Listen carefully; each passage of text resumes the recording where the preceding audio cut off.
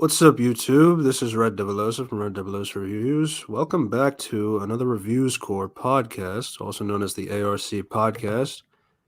I am your host, as I said, Red Develosa Reviews, and I'm back here again with my good co-host, Unity Review and Analysis. How's it going, man?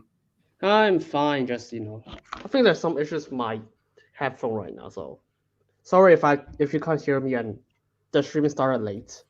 A Yeah, bit. I think it sounds good. If anybody that's listening can let Unity know how does he sound, we can greatly appreciate it. Um, you know, Actually, before we get started, Happy New Year! Our first episode of 2024, so that's exciting.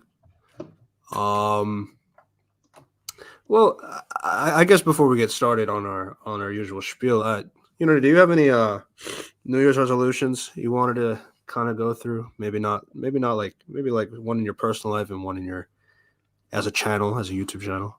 My personal life, I hope I can get write more scripts so I got more opportunity to be inside industry. Yeah. Yeah, so I mean for my YouTube channel, oh no, I just to be honest, I hope I can at least make one Hawkeye video this year. That's I hopefully. Yeah. Hello, Tom. Hi. Yeah, Yeah. I'm back in university right now, so Right. sorry, my schedule is gonna be very busy, Yeah. much more busy. Yeah. For my New Year's resolution, in my personal life, I am trying to look for a job. So I am because I've recently graduated as of December. So just try to find a job and getting that, working on that as well. And then on for my channel, I recently finished my John Walker and Lamar Hoskins video. And it's been doing really well. I really appreciate getting to 630 subs at this point.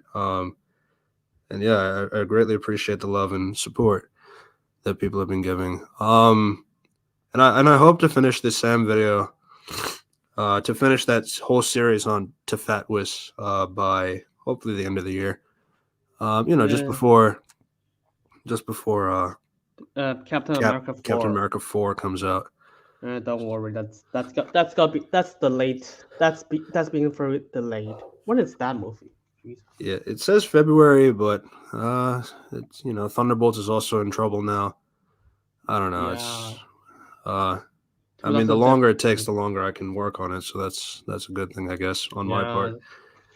But yeah, that's those are my New Year's resolution, and yeah, and as we mentioned before, we are the another reviews core podcast. We have another channel where all of these videos get archived and placed into that channel on the Monday at 9 a.m. It will be available there on this channel, another reviews core podcast, and as well as the Spotify, which is of the same name. So yeah, um, yeah. So that's yep. so please subscribe to that, and Uh, we'd greatly appreciate it. So what are we talking about today for our and 10th the late. episode? A special You, number 10. yep, from the special year where supposedly start with Loki season 2 because that's what we planned for our podcast. But because we invited guests, so we just moved a bit for a second one. And now we just come back to Marvel, specifically the MCU. Right? Yeah, Happy New Year. and Happy New Year. So yeah, so so the last thing before Echo comes out, we're talking about What If season 2, and yeah, um, I guess like what were your thoughts about season 1? Season 1, I think it's horrible. There's not a single good episode. Yeah, And I have no idea because it's supposed to be episodic, and then there's fuck it, at the end let's just do something crazy. I think the It's only tolerable one, quote unquote, is probably the What If Hank Pym was evil, because yeah. I guess Nick Fury got Hope killed in something. I guess that was like the only tolerable quote unquote one, but outside of that, it was Uh, Not much. I mean, it's a lot of it is just what if this character is a different That role? character. Yeah. Yeah. Um, yeah. I will say that season two, I think it does improve slightly, in terms of at least some of the ideas. Um, in that regard, at least, at least there's some thought in some of the ideas. Not like amazing or anything like that. Nothing too crazy. I still think with the concepts some people have asked about like what if we why can't we do like an 80s uh Avengers kind of thing, because you have like Ant-Man with Hank Pym, and then you have Goliath, which we'll get to that episode.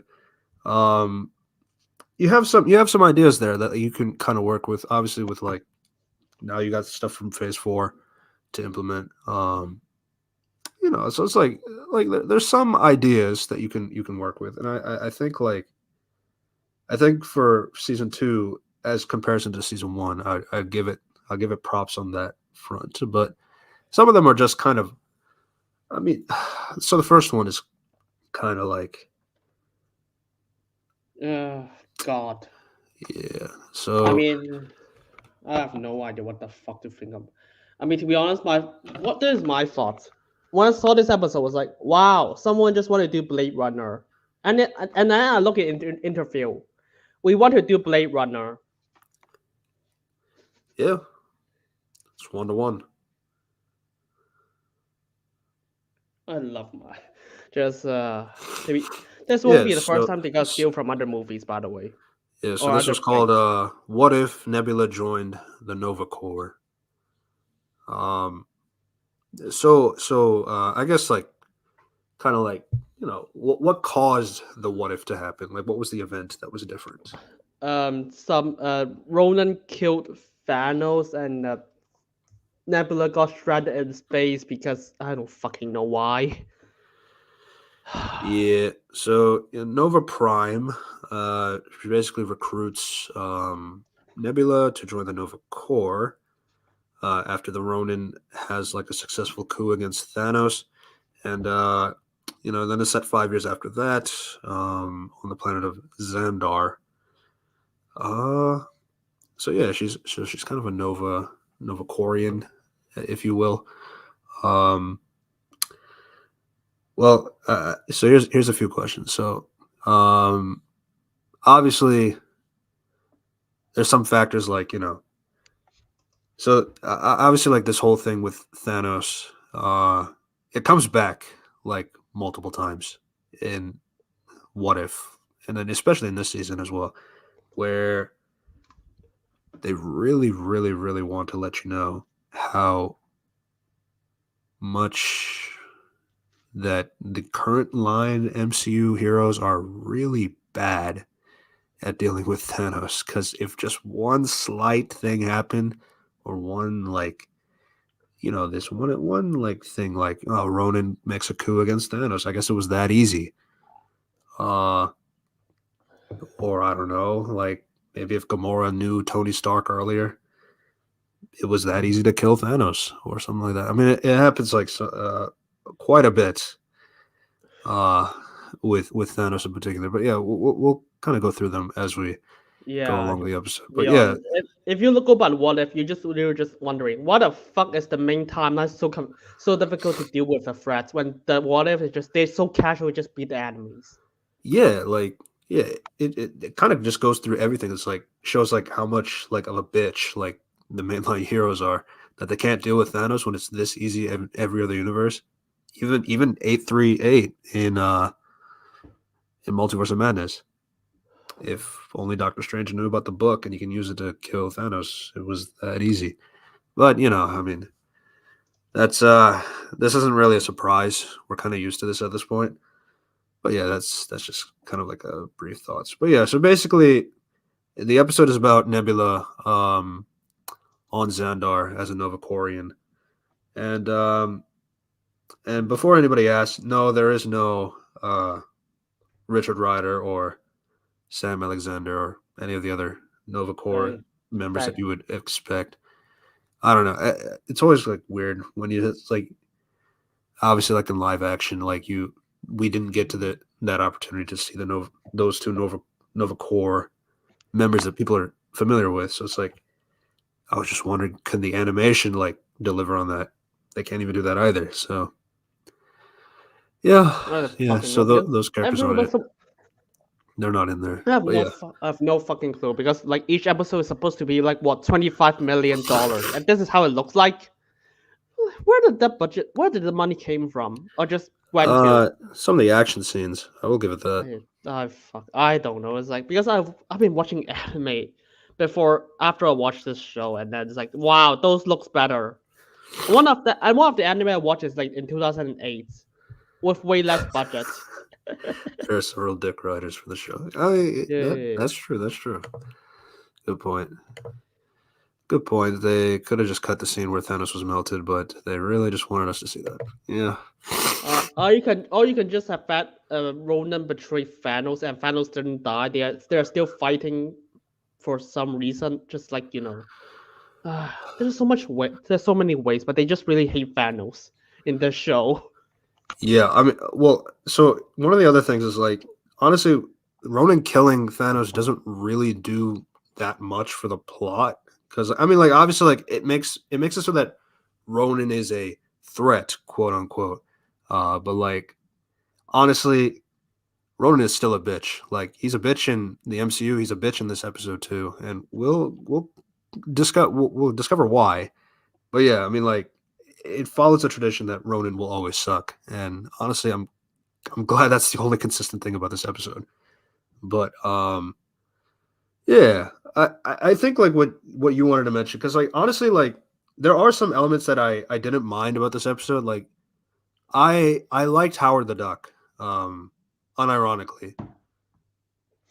Um, Uh, uh, I I Yeah, unironically, I liked Howard the Duck in the episode. I thought Seth Green was really funny. Um, yeah, probably because he just doesn't really have much to do in the mainline yeah, MCU. Just Guardians. I mean, what a cameo in Endgame. yeah, That yeah. that's kind of it. Ronan just sucks. I don't know what the fascination with him is, but yeah. Um, but go ahead. I to be honest, just I I guess don't I even know guess we what can to kind of go say through the about this. plot first. So So was your Yondu is killed. Yondu because fuck we are Uh, oh my lord because that's how it started. I have no fucking clue how he got to the planet. But fuck it. This is yeah, how many years ago? Never specified. It's just like a lot of things, just fakeness. yeah. So he's found dead in an alley. It's weird to Nebula. And then The they rest of the also Nova have Corps show up as well, uh, and then I mean, to be honest, I don't know because they literally just invented. Here's a planetary shield that we have it the entire time. Oh, that was what did that came from? oh yeah, that's because like I know they had like shields for the ships, but like that doesn't equal a planetary shield.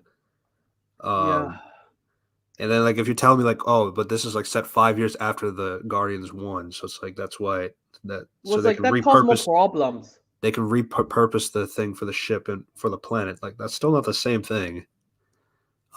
Plus, I'm pretty sure the little individual ships are the ones that are being shields for the bigger ship or something like that. Yeah, I at least uh, from my knowledge, too, Guardians uh, won. I have no. And then it's like, I mean, if they have those shields, what the fuck that Thanos destroyed Sandar already before Infinity War? Like this is insane. Yeah, yeah. So, uh, basically, we're at a crime scene. Nothing really comes from it because, you know, one of the subordinates is being a dick to Nebula, uh, Uh, as you do, and yeah, then she just and kind of then they're takes it. uh, and then they just go some car and what's like it's like the original Cruella. I mean, and then Cruella just like tells her, hey something happened. This is a private line. I don't now switch to the private line or something, which is like private line. How the fuck is sure why not? So I want you to get do something after Right, you do right. this. Another thing we forgot to mention is that so the they put a shield around the planet because Ronan was trying to attack it. The shield will be up for 50 years, but it's Who been does? so yeah. It says they said the shield will protect the planet for 50 years, but it's sealed off from like everything else essentially. I mean, So and then the planet is just like right, very so dark. the time that the show is set is 5 years. 5 years during that 50 years. So Yeah. that's kind of like so. I guess Yondu was on Xandar for that moment. Okay, so that's kind of like the points, I guess. Um, I still don't really get where the rest of the Guardians are. You see Drax and Groot in this episode, but like not really much. Groot is in here more as on a team with Nebula, as you can see in the photo. But Drax is like he's just not here. I guess the Guardians just doesn't exist, which that wasn't really explained. Um, and then uh, what else? I think like one thing that Uh, they did kind to of be honest, I have a lot of things to say. Jesus. It's yeah like each episode. It's like each episode just like frustrates me so much. yeah good Okay, so the entire Kree is character as what is it Kree? No, not Kree. What's like Xandar. Xandar's character assassinated. What? Long story short, I'm Yeah, not. I This know is it's my kind of difficult to process that because it's animated yeah. and like what if not mainline. This That's the only commentary. yeah. That's the fucking yeah. That's what frustrates me the most. But we'll see because that's planetary shield like once you activate it, it's 50 years. My question is, who built like this? Why don't you just like slap a fucking button and then just like, okay, this will stop until we press it again, like a fucking nuke. Just I press a nuke. the thing is like, it does that or at least that's what they explain and they kind of do that in the episode as well. The problem though is like well, obviously it's like if they have this kind of planetary scale level of a shield, then how did Xandar get attacked by Thanos before Infinity War? I don't know. I mean, He obviously doesn't that's the even have. benefit of the doubt with that it was off screen and explained via dialogue. So you kind of have that going for it, but like at the same time, it's like Xandar does have that resource that can protect the entire planet from its attack for 50 years.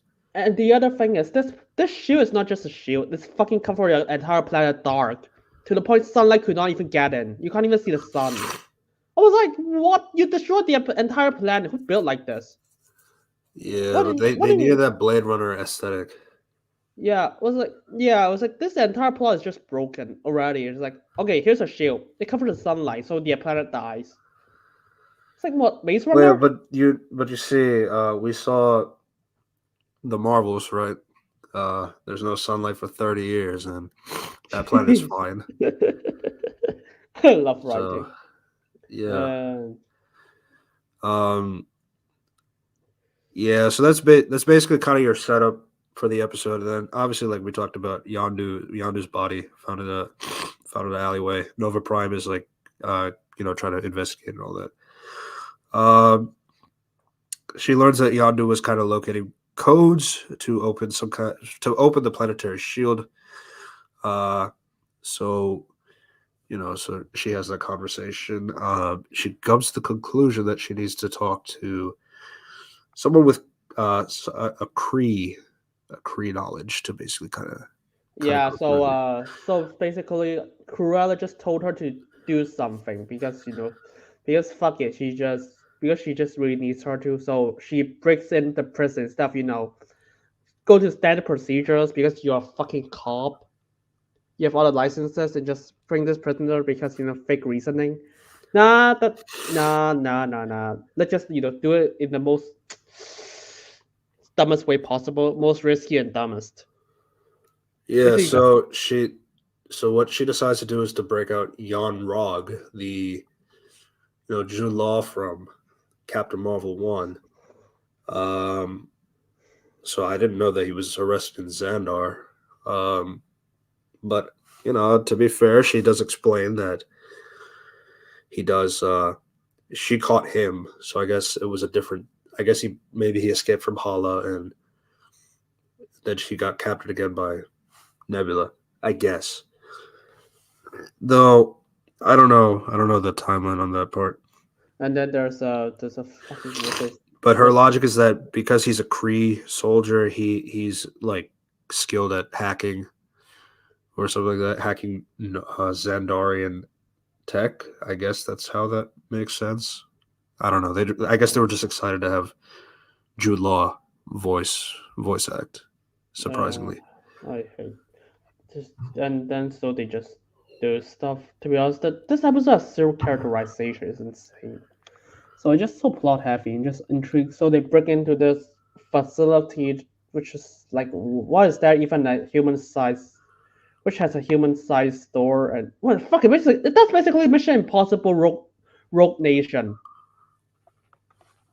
They hmm. just fucking bomb some waters inside, just trap people in, and there's a fucking tunnel there, just like you can just swim through, for swim out. I Who built like this? I mean, uh, and they just like here and the fucking arrow has the exact thing, just like hey, you have this is the entire system of standard. I don't fucking know, it's just there. So he wants it to deactivate the shields. Oh fucking, I was like, yeah, sure. So they Nebula just like, oh yeah, that is what they kill him for the shield info and stuff, like a ton of other infos. I don't know, man. Yeah. So Nebula puts her head into the computer, but then there was an old bamboozle who could have seen that coming. Oh Uh, man, so yeah, she she gets plugs a virus in her herself. head. Uh, Jan Rug's like saying, "Oh, I was betraying you. Did you not think how easy this was? Honestly, like Yeah, you're insulting my intelligence. Come on, my guy." Yeah, everything was going so smoothly. Breaking into the prison, yeah. nobody was there, and obviously we get an explanation. Nova Prime. Oh my God, she's actually evil, which I don't understand why Nova Prime hates her planet. I don't know, because if you've seen like the first Guardians movie, she actually do everything to protect it. And also the guard guy, the guy who worked for the Nova Prime Corp. What the fuck is that name? That is also in Garfin's. I just Garfin. He's also in the first Guardians movie. He's not just an evil cunt for no reason. It's like what the fuck? I mean, yeah, he's kind of mean in the first movie, but because because Star Lord is a fucking criminal, and she just broke out of prison. Yeah, yeah. So basically, Um, Nova Prime just wants to give up Xandar to Ronan, but because but Nova Prime will still maintain her position, because she just got to believe that. yeah, I Uh, don't know what the motivation is really. Um, so then yeah, yeah, so Nebula gets attacked by her men. instead of just shoot her, because kill her. Well, The they fucking do No, they they just kick her. They kick her first, they and first kick then her first, and then they do the shooting. was like, and then they just like, yeah, why don't you just shoot her first? She's a fucking cyborg who can do regeneration. If you've seen Guardians 3, she's gonna regenerate, not regeneration, but if you break apart, you just bend apart, you just bend her body parts, or just the first movie, she just gotta repair herself. Yeah. So Nebula does escape. Um, she goes back to Howard the Duck and the casino. She's like fucked up and all that, and then so they fix her up, which that was pretty fast Somehow, yeah. somehow. Even if Yeah. Yeah, because just remember, if like the Nebula's repair can't even fix herself, how the fuck can they do that? And also, why didn't Nebula use all her weapons? There's a blade that can one hit kill Adam Warlock. And I guess it's because the show was made before that. That's my only explanation. just to be honest, I have no idea what do they think of like Nebula is. She has some. I mean, it's like yeah, Nebula is like super durable because she can crash a ship to Thanos in Infinity War, but it's like Yeah. So they make this little team. Howard the Duck, Groot, Nebula, Korg, and Meek. Uh, and somehow then she because it's, Nebula somehow got the thing Yondu has, yeah, she found and I was yeah, like, how does that happen? They collected for evidence already. yeah, but You just apparently you it was found in a like it was found high up or something like that. It was just not in the Right. same location. Yeah, and then there's Yeah, so they go into the base. They all do some killing. Well, not killing really, but PG-13 violence. and she's an expert at the fucking The whistle thing. whistle arrow, yeah. Do you guys remember that the guy from fuck, what's his name? The guy from like the Kraglin. yeah, Crackland took like several years to master it. Yeah. He just kills everyone. He just like shoots Yeah, so everyone. everybody's good at weapons. Everybody's good at, you know. So Nebula goes to Nova Prime. Uh, she, but then so Nova Prime opens the barrier so that Ronan can start coming in. But then it turns out Nebula had her own bamboozle, and Nebula uses the. Apparently, she saw the. She said so. What she was saying, like she saw the deception before it happened, so she So put a counter code that would put it back to normal. So what happened is when Ronan was coming in, the shield crushes him to death. So yeah, that bitch Ronan just shows up and dies. Uh, just like I mean, what? Yeah, it's like, what is that? What is this plan? How do you expect Ronan to just be outside there without like leaving, to gain resources or just fucking go home? And then just like, and she just like predicted this is how much she would go send his ship there, and how much it will open, how much she will crush it. Where is this? Where is Ronan from? Fucking, there's a lot of factors. yeah, And you're Ronan just is like, at the point where the shield collides, I guess. So like right at the midpoint. That's convenient. Obviously, it's big enough to have his whole ship come through and then crush it. That's another thing.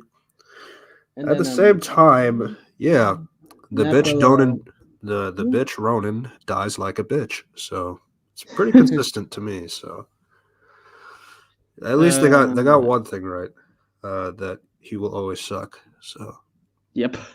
yeah, And so Nebula just gotta and then find a obviously no like I fault have find. we have additional questions too. Obviously he has enough time to make a coup to kill Thanos. What about Hala? Hala was in desperation. Did he go back and save them? We don't know. Oh no, man! Because Um, the Marvel is not even in the thing in the writer's mind. They made it in yeah, 2020, apparently. Even though like Shang-Chi and but then Black yeah, Widow, obviously when you Black factor in Widow. Guardians One doesn't factor that either because well that's the Marvel's problem, not Guardians One the problem. But it is a problem now when you rewatch everything. So there's that. And then there's and then Um, there's you have to. There's so much yeah. factors. So so Nova Prime and Nebula do a little more fighting. Comes off to the edge. Nova Prime is hanging off to the side. I mean, to be honest, Nebula's the, trying to the thing save is, her. how the fuck is Nebula even like how's the Nova Prime even a contest to like to Nebula? That's one thing I can never forget. It's like Dude, Nebula can fight like fucking cyborgs in the first Guardians, and even like fight Thanos. And in the first film, he literally fight like several aliens. Yeah, yeah. So Nova Prime falls to her death. And because Uh, uh, Xandar's liberated, and that's the end of the episode. Really. Uh, it's a pretty quick episode, I'd say. Um, yeah. I mean, the only thing I unironically liked was Howard the Duck. Um, I didn't mind the aesthetic of going for like a Blade Runner kind of episode. I think the problem is like I don't think Xandar was the right planet to do that yeah, with. was like, why don't go to Hala? The place that where everyone is already evil. Yeah. Well, the only thing is like, or it's either that or make a more compelling case as to why Nova Prime would betray Xandar, which Uh, they can't. They couldn't even do that. or just just have another person, just like here's a new commander we didn't heard of before because fuck it, just like she's Well, to be fair, the problem with that is like you'd easily know that's the bad guy.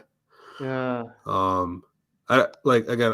The thing is with Nova Prime is like you could theoretically do a Nova Prime being evil kind of thing for Xandar, but you really have to justify why, because especially since when you compare Nova Prime and Ronin uh, in the movie, you really have to make a compelling reason as to why that would happen. Which obviously, I think you're much safer to do that on Hala, where you actually know there's some evil people there. So yeah, like that you could kind of like work with. Now, I Also, mean, like, obviously, like the question is like with Nova, no, they wanted the Nova Core, obviously, but then again, the Nova Core could be outside of Xandar. That doesn't mean they have to be on Xandar. So there's that. yeah, and then there's like the Nova Prime just like expected expected the plan to go entirely the way that it's like Nebula is just gonna do everything so illegally and just can't take the information, and young Wrong is just gonna steal it from her at the last moment without her suspecting. I was like, it's like, what is the Hail Mary plan?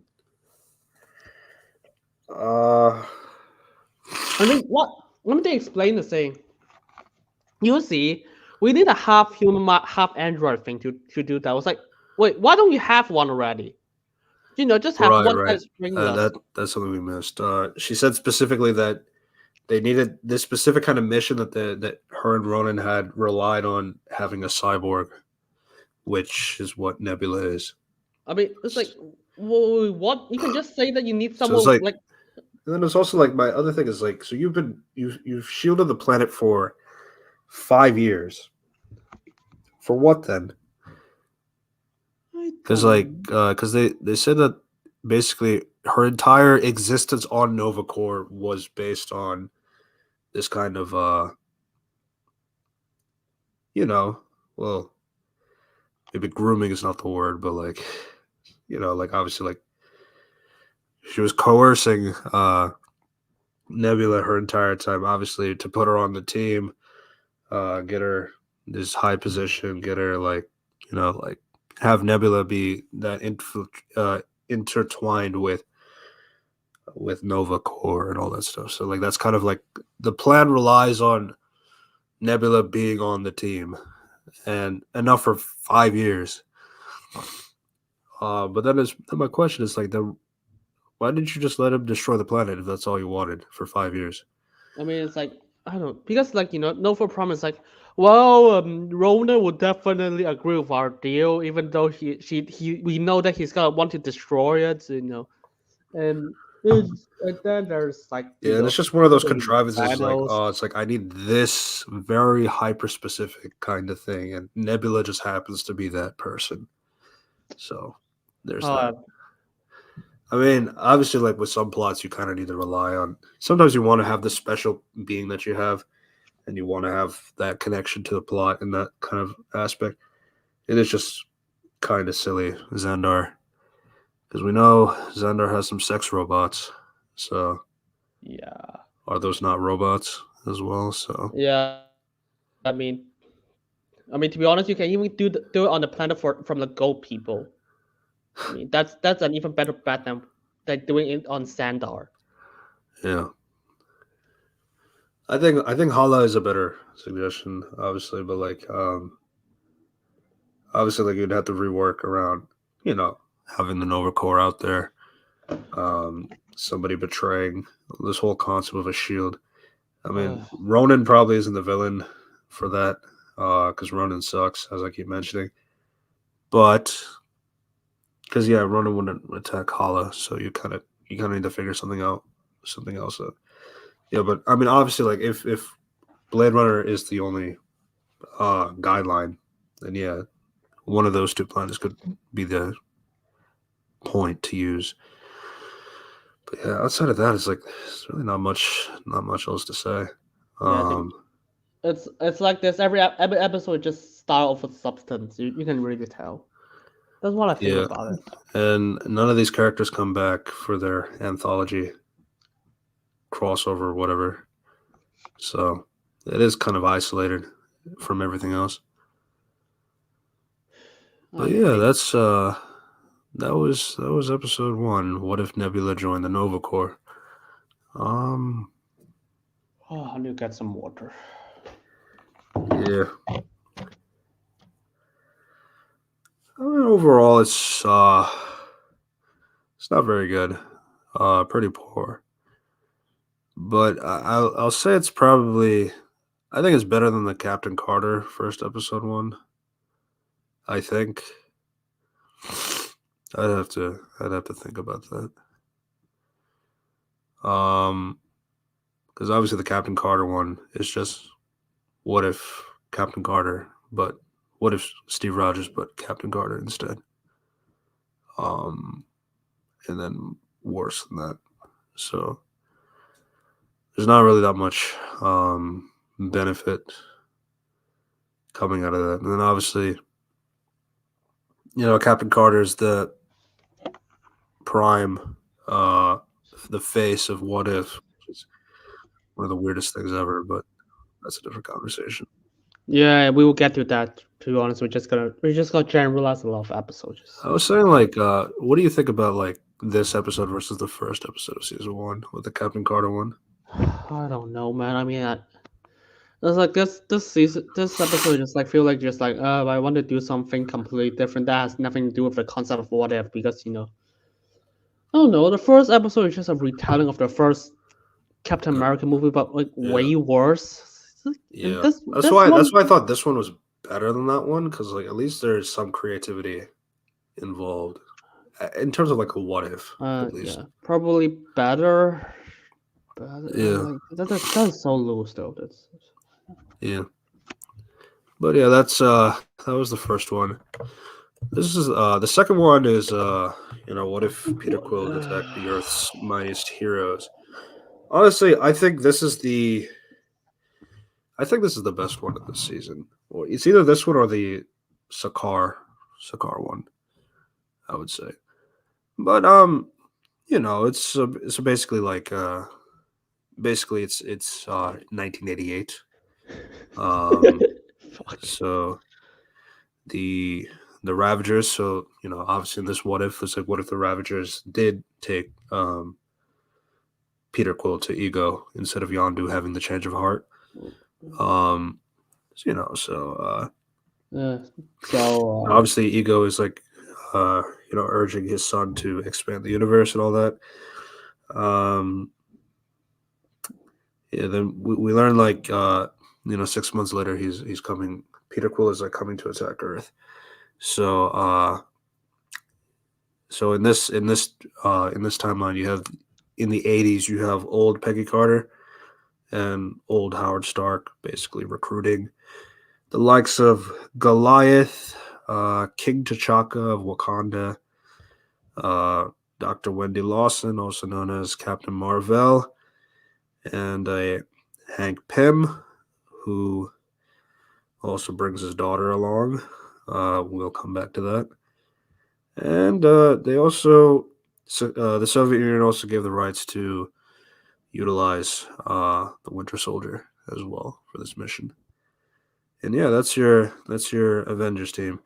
My my thing about it is I don't really mind the team for what they went through. I mean, like obviously, I think Captain Marvel was a bit of a stretch, and then even more so with Bucky.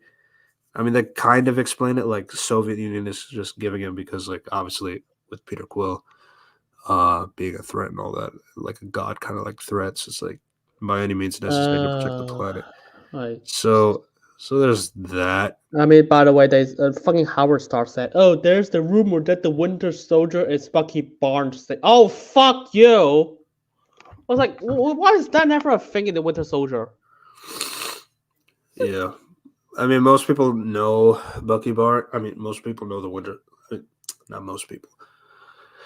The Winter Soldier. I think the problem with the Winter Soldier overall is like how much do people know and don't know. Um, I mean, with Howard Stark, I could see like how he could maybe hear some whispers about that, considering his position at Shield and all that. Um, But if like, he, if he were to identify, I feel like it's just a lame line in general. I mean, and then the Winter Soldier was like, "Okay, how the fuck did Nick Fury doesn't know that? If that's the case, hey, do you know that the most important assassin in the world is like the best friend of Captain America? Hey, Jesus. I mean, this is like the most important shit you have to tell Steve right there during Winter Soldier. Because, hey, your friend is an assassin. Take him out. I'm sorry. Uh, I don't know. I do feel like Howard and Nick Fury goes about that kind of information differently, but like I don't know. It's not there's not enough attention drawn to it to really like comment on it in my opinion, but that's just how I feel. Um And but then yeah, there's it's there's this late this fighting happens. I don't yeah, know. they go to Coney Island. Peter Quill is just trying to, be a boy. Um and all that obviously with his god powers and all. Um Hank Hank Pym is trying, obviously is trying to keep things calm or but then he goes into the Hall of Mirrors, then all these lasers go off and destroys the bear, which obviously is like, come on, my guy. It's like, or King T'Chaka does that. I was like, come on, my guy, you have a son yourself. Do you expect any kind of threat to a toy or anything uh, that it won't anger the kid? And then obviously you're talking the kid is like has the power of a god. So yeah, so that causes a fight. Then they Um, Things aren't really going well. They try to retreat while the boys try to pull on the ship, but then all of a sudden a lightning bolt comes from the sky and knocks out Peter Quill. and Turns that's out that was Thor. perfect timing. Wow. Yeah, Thor knocks him out and detains him. Now, again, like that was quite a bit of a perfect timing, as you said. Um, so they lock up Peter and they have a And discussion. and they're just like, So this is the biggest problem of the episode is Thor's uh, discussion on I what mean, Peter has done. So he said Peter has destroyed in 6 months. He has destroyed all 8 other realms. 8 other fucking realms. How? Okay, fuck it. Let's just ask the most basic question. He's like the most evil shit ever, if that's the case. And Hold everyone's on, like, hold on, hold on, hold on. Could be brainwashed. Could be brainwashed. So it's not. I'm not going to say that. Like we have to go step by step. So he could be brainwashed to destroy 8 realms, possibly. I'm just gonna possibly. put that out there. Secondly, honestly, I have more of a problem with Thor, because like how did it? It was so because like as you can see, it was so easy for him to knock him out. In just like in the Coney Island fight. So if it was this easy to knock him out, how did you not? How were you not able to do anything with the 8 other realms? That's what I don't understand. Or at And least that's my bigger problem is because like if Thor if Thor was like, capable enough to knock him out, then why was it so hard for him to do it in 8 other realms where Peter was just destroying them? That doesn't make any sense to me either. So it's like maybe if he destroyed one realm, fine. Like there was no prep, there was no preparation for that. Fine, it happens. But the second realm, the third realm, and Thor still can't stop him. I don't understand how is that possible. and And if then now it's 8 realms, so Thor is like a bitch. I don't understand that. and then but also like how the four came here if they destroy 8 rounds because you don't have Handel to open the Rainbow Bridge. Like Yeah, that too. So that's the thing. Now, obviously, kind of keep going, trying to keep going through it because obviously, like right now, it's like you have the intention that Pre might be brainwashed. He might be yeah, brainwashed. maybe. And by the way, at the way here, Ford said, "Oh, I pick up this thing that is gonna consume the planet." It's like, and if we let it slide, we gotta. It was like, okay, why don't we just throw it into space right now? If you're concerned this thing will destroy, if you know this thing will destroy the planet and just concerned about it, just like throw it into space. Yeah. Um. So you got that. Obviously, then like while this conversation is happening, on what to do with the boy, Hope is obviously in the facility as we mentioned before, and she walks along the corridors and then she sees Peter as well. Um, My question is, wait, who let? Why would they let a fucking girl inside the prison cell with like criminals, the most top tier criminals ever? If you gotta lock Peter here, yeah, that or there's no guards at all at the and very least. how did she steal? Okay, we're just gonna get there. How did she got the key card or everything? Yeah, she took Hank's key card and all that Pin stuff, particle, pin particles, and pin how did? particles. Yes, yeah. Yeah. So yeah, she snagged them off and she just kind of started walking along the corridor with her Walkman. Uh, Peter, she catches eye of Peter. Uh, this is like I like this exchange. But like while I was watching, I was like, I know I'm gonna like this the dialogue, but I'm gonna hate what's gonna happen next because obviously it's the whole break him out part. Well, yeah, it's like they're obviously connecting with the fact that they both lost their mothers. Um, her Walkman was also from her mother, and like she, uh, you know, was like listening to a song and all that stuff, and she was, uh, so they're just kind of bonding through that loss of a mother kind of thing, and then, Peter's just saying he just wanted to go home, um, home meaning going back to Missouri, um, yeah, so that's that. It's enough of a conversation to basically have Hope break him out. Because Uh, he loved the cat, yeah, and and then then they were like, that is, what the fuck, Ego. Okay, so she break her out, and then Ego was like, oh, Peter gone to Earth. I don't know that. And wow, you left alone. Oh, or you didn't expect that to happen. That's was that that's kind of the other thing. and Now, the granted, I understand like ego has a big ego. Like, yeah, I understand that. So like, obviously, he's not factoring in the possibility that maybe Peter Quill loved his planet, or maybe he. I mean, because obviously, like he explains later, like he was hoping that Peter would embrace the God side so that he doesn't have to, so that it won't really mean anything. We're all gonna live. We're all gonna die. They're all gonna die, and we're just gonna live on forever. That's kind of his like. That's kind of his expectation. Obviously, it's like that's the hubris. That's his flaw as a character. So like I understand the potential side of like not really thinking about that Peter might actually still like being an Earthling. It's kind of I'm saying like I kind of understand why he didn't factor that in.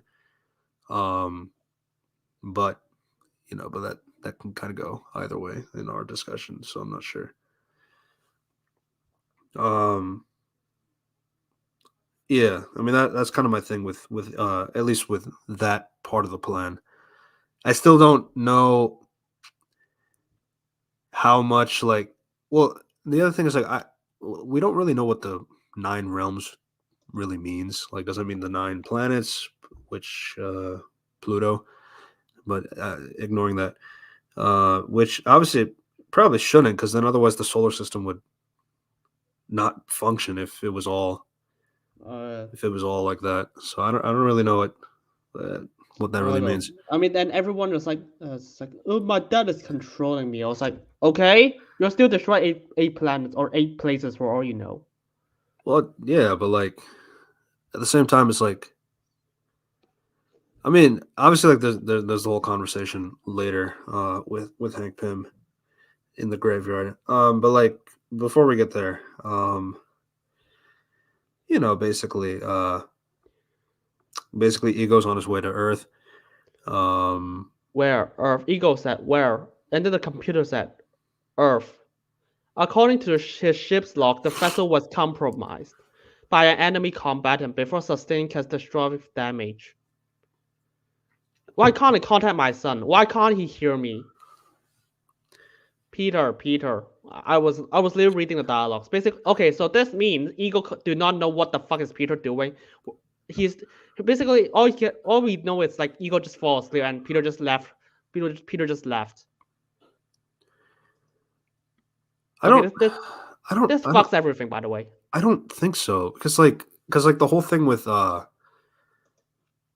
like obviously like when he destroys eight realms, like is that against the plan or something, or I'm not really I, sure. I, I got no ideas. And then he turns up the hearing of the audio of the music in his ear so that he can't listen to his dad. Uh, uh, So it was I like, yeah, I was like, yeah, Ego must have fallen asleep during that. I, I was like, okay. It's like, wait, how long does it take for you to destroy the planet? A day? That was super fast to destroy 8 rounds. yeah, 6 months eight realms. And Ego doesn't know that for 6 months. I don't think that's I don't think that's true. Actually, I look at I look at the script. This is literally Ego literally do not know that Peter is gone for 6 months. Are you sure? Yeah, this is I read the dialogue. Peter, why can't he hear me?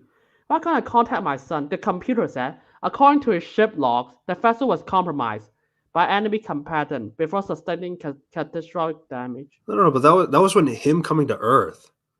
Yeah, I was like, That yeah, was on but his way when he was falling from Earth, like just a few days ago. no, Ego said where? Like Yeah, it Earth. doesn't. Yeah, I Yeah, was like, but it that's like, doesn't. but that still doesn't negate the other 6 months. I was like, it's like, wait, why did he send him away? I have no. Why would he send him away? And also, why if the first thing is, why would we send him away? And second of all, well, if he doesn't, it's like, what is the strategic plan? Because in the second movie, you saw it, which is like takes place like few weeks after the first film. It's like you just need to stab him, and he'll just become battery for you. Uh, what Well, is yeah? with a celestial stab, which is a little bit different, but yeah, I guess. Uh, I don't understand what is. I was I like, I don't think it's true for the entire. I don't think it's true for the entire 6 months. I think it was just during the time on Earth. I think that was when he was compromised, and that was when he lost contact. I don't think it's true for the entire 6 months of the other eight realms or anything like that. I don't know, but like from what I inferred from what you just said as well, I think that was like just the entire time explaining Earth in particular, which obviously I understand it's like contrived in that aspect. The planet that where Peter is from, somebody can actually talk to him like a human and break that down for him, and then realize things that are wrong and all that stuff. I understand that.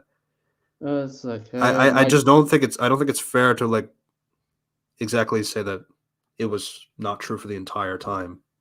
I don't know. okay, That's my this, thing. this and then it's like, I Jesus, mean, because this. you know, if assuming he's controlling him, we're gonna have a lot of problems. Well, I I mean, mean, it's like I'll just say this: if you try the episode, try to just like this is one thing I really hate about this episode. It's like they try to just like Peter is actually being controlled by ego. I was like bullshit I still don't. I don't know. because This is the one that the both of us kept arguing about. it's like why Um, it was because if you okay if you what if he can't control him? Why don't control him right now? Okay, why isn't he listening? Okay, why don't you just control him right away? What does he mean by controlling him? Like you just say bad words and he just do it? Because this is the best the episode gave me. Ego. Okay, Peter, go here and destroy planets. And Peter just agrees with him. I guess that's what the definition of controlling him. It's like, is it mind? Because I don't see any evidence he's mind controlling him. yeah, but this episode is also set after those events. I don't know, man. I don't know. We got it. We got to keep going. Um, yeah. So basically, this whole ego comes to the planet. The '80s Avengers are having their fight. They're trying. Basically, it is like a kind of like a Homelander situation, Homelander son situation, like with how they basically need Peter to fight his dad if they have any chance to beat him. So basically, Hank goes out to goes to Missouri to try to talk to Peter, and And it's like, and the rest of them are dealing with Ego, which Ego ego was like, he's wait, not where really the he's not really fighting. Like he's using like a bunch of sand people to just annoy the people. and stuff, you know, Well, just he's kill them yeah. because I don't know, just kill them, just shoot them with a big fuck off space laser from the first, you know, in your present day introduction scene in the second movie.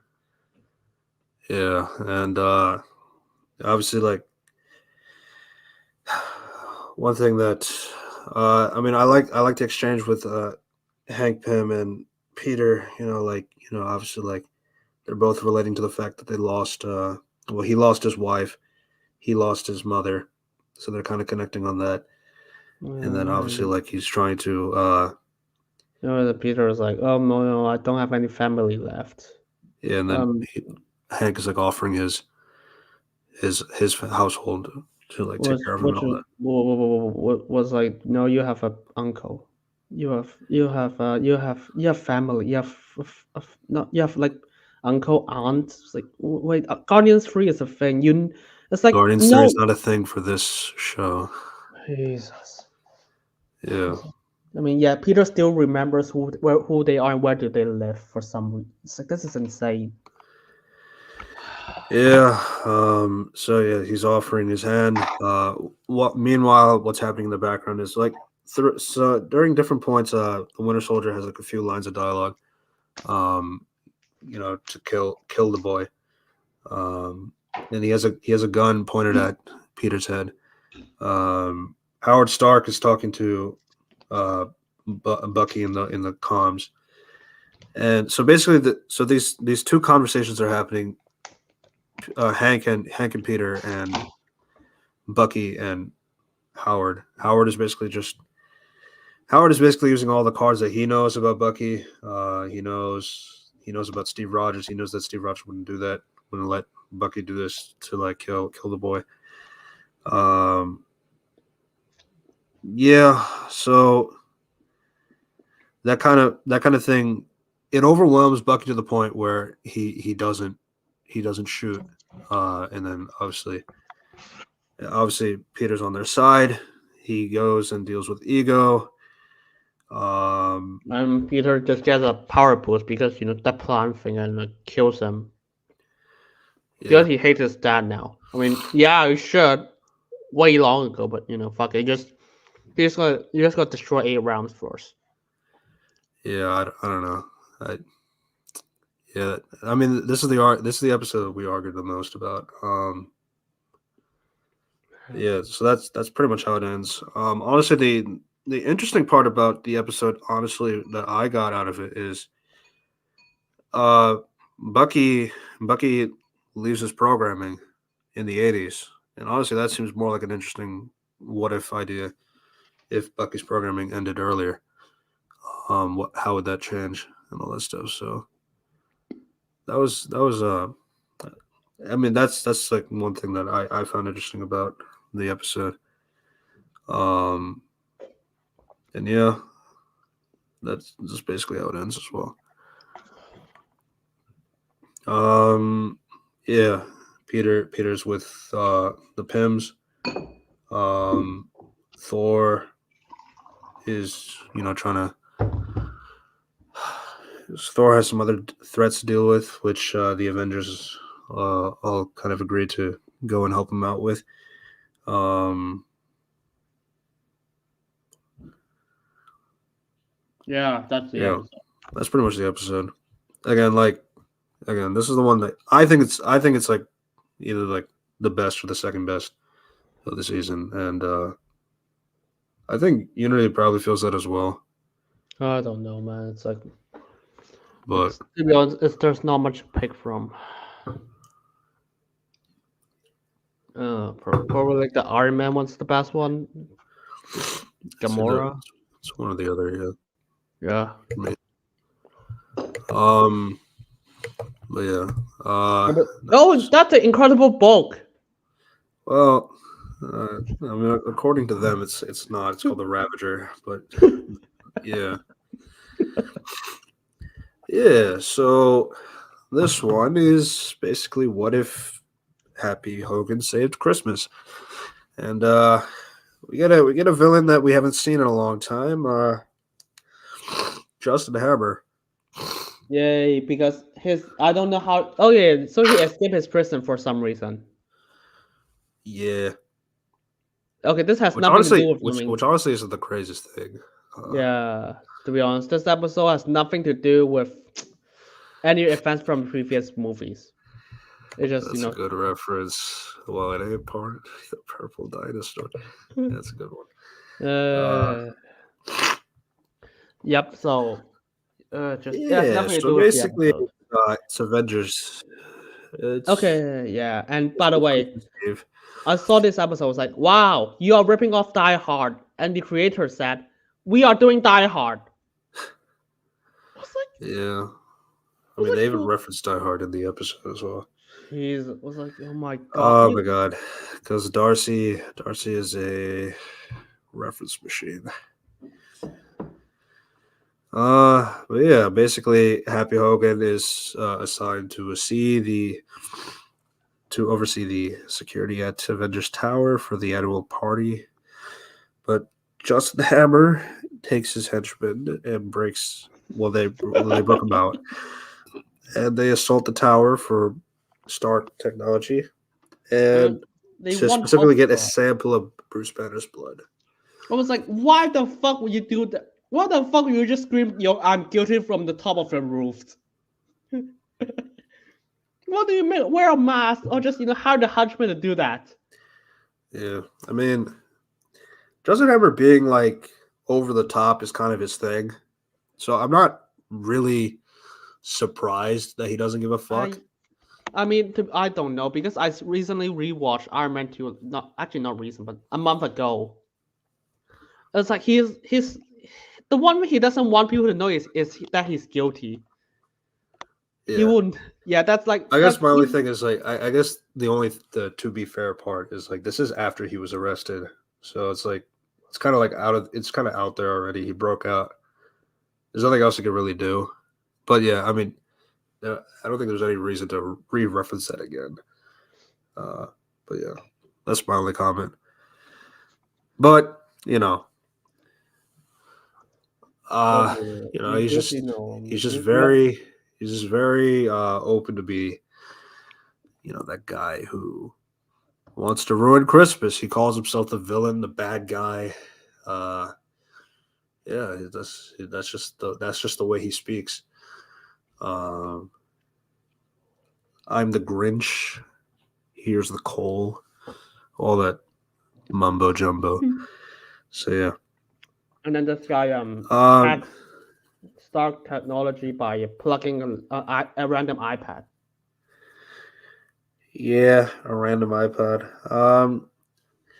So yeah, Hogan is trying to not have the vial stolen, uh, but when he gets inside, he accidentally injects the needle into his thigh. Wow, lucky. Yeah, and then so basically this purple bulk like not bulk like thing is just he's able to keep his intelligence and calm, but have the Hulk kind of muscle body. Um, so that was basically what Stark was experimenting on. Which is, Which, by the way, it's more stronger than the fucking that is more stable than the original Hulk serum. well, yeah, it's exactly what they've other scientists have been wanting to do with the Hulk serum. It's like, how do we get the Hulk body without the raging monster part? And yeah, Tony Stark was able to do that in a What If episode, so it was that easy, I guess. And then I Well, also wonder, how does Bruce Banner feel about his blood being out there being used for this kind of tech, which I don't know. He doesn't we even we bother. briefly hear it, but like it's not. I don't think he's angry enough about He's it. just like, yeah, whatever. I guess that's his response. That's about his response. Yeah, Whatever. the Avengers are busy with That's like the Christmas most stuff. bullshit reason. I was like, It's Christmas, so yeah, Nat is like, oh, I'm fighting an assassin right now. Like, okay, okay. And then Clint was like, I'm going to market. I'm stealing presents because my kid needs them. I'm gonna steal it from 100 kids. I was like, wow, that's so great. That is so out of character for Clint to be like this much of an asshole. Just like, I'm not gonna give up this present because even though hundreds of kids are begging to give it to them, and yeah, even to the point that Bruce Banner has to just like, okay, Clint, just calm down, just calm down. I was like, okay, that's a. I was like, wow. yeah. Um, so yeah, basically Jarvis is inactive as well. That's And another and thing. and also like, Happy doesn't even involve just calling the Avengers right away after the Iron Legion are just being kidnapped. I think he, well, I think he tried. Well, first he tried to do it by himself. Then it was like, Okay, yeah, then it got to the point where like they're all doing Christmas stuff, so it's like kind of difficult to contact them. I contact Uh, them immediately. yeah, Yeah, and then but you see, he's got to contact Darcy. Um, so Darcy is she's basically working as an intern for Happy Hogan. Um, and so she's tasked to find a new AI to reboot the tower system. So uh, she gives like a German one. Uh, Werner. yeah, Yeah, to be honest, at one point I thought they're just referencing like Agents of Shield. Yes, there's a guy. Oh, there's a person who was Warner, who's yeah, basically the son of, like, in the Baron for instructor. yeah, Like, that's a thing. yeah. Um, so yeah, the bulk is the bulk. He's fighting, and then eventually gets to the point where so then like Justin Hammer gets in the Hulkbuster armor to fight the bulk. I mean, he could just do it immediately, but it's like he's just decided to just stand here, just like, hey, and then of course like the boat just decided to just stand here and look at it. There's a lot of things. There's a lot of moments just the boat just decide to just stand instead of just attack. Yeah. So he destroys the Legion. He defeats Hammer in a Then way, but before he defeats him, like the the Avengers Avengers came, come in, and then they're all confused. But then it and turns out the Bulk is happy, but they couldn't and they couldn't see the they couldn't see just the Hulkbuster. Yeah, sure, why not? yeah, and Um, then Justin gets knocked out. He starts falling like the Die Hard, but the Bulk saves him, and he's like, why did you let me go? It's because it's Christmas. Even the bad guys can have a good time. oh, by the way, do you remember like Justin Hammer in Iron Man 2? It's like he's not that much of an asshole. They may think that, but to be Yeah, honest, a lot of things just motivated by his own, like, I want to be like a step of others. But at the end, when he's like, okay, when Pepper just called the police, she was like, Justin was like, hell, fuck it, I'm gonna help you find Whiplash. yeah. I mean, I'll still give him the post prison thing at the very least. It's not the worst. It's not the worst thing. I think my issue with Justin Hammer is like it's just like I mean obviously it's just letting Sam Rockwell riff because that's what he loves to do. Which I mean to be fair, it is entertaining. At the same time, Did they get Sam Rockwell for this? yeah, he's back to voice the character. All right. Yeah, it has his style of comedy written all over it. So I mean I do understand where it's coming from in that regard. And it is like factor in his post prison. My whole thing about this episode is just pretty boring, honestly. I mean, honestly, like I just don't understand where you get the idea of like a bulk I wanted to die hard. That's why. want to die hard and like yeah, it's like but that's practically it. Yeah, but that's pretty much the end of the episode. They obviously asked like, "Oh, will this wear off?" It's like, yeah, maybe. And then Ford just came here. Was like, oh, I missed the party. It was like, wait, dude, the fucking building's on fire. Yeah. But yeah, that was the Christmas episode. Not much to say. Um, It's yeah, just to be honest, a lot of episode just kind of bores me. yeah. Nah, It's not the worst one. I mean, But yeah, I'll give it that. It's not the worst one. it's not next episode, I guess. I don't fuck. Yeah. But That brings us to episode 4. Um, to be honest, this start with a quite an interesting premise what called. if Iron Man crashed into the Grandmaster?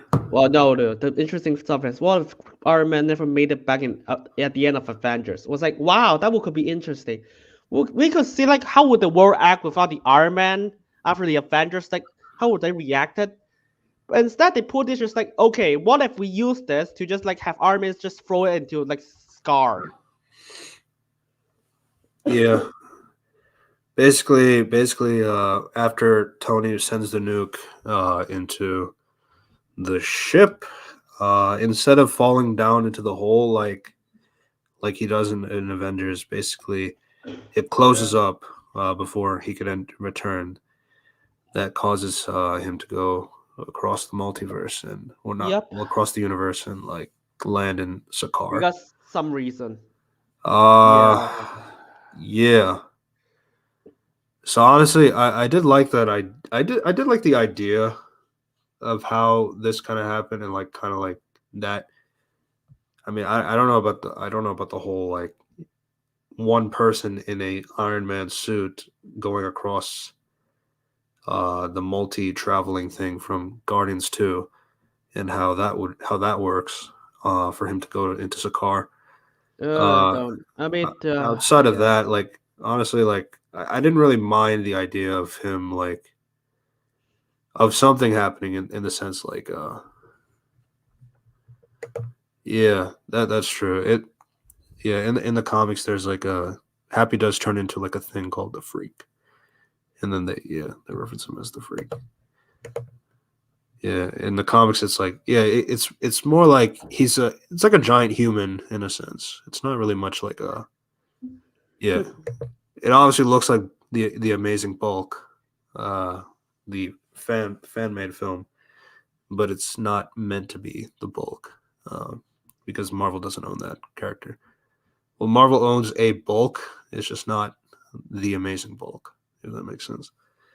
Yeah, Yeah. yeah. So I mean, I will give it that. I did like the concept of whole like what does what was Tony not falling into the hole, the wormhole? I was like, that That was would be interesting, that would be but like that, different. Yeah, yeah. I mean, it's like I was interested in like the Captain America like Pepper side, not this side. I was like, okay. I guess that's some. I guess you want to go to that angle. What a waste.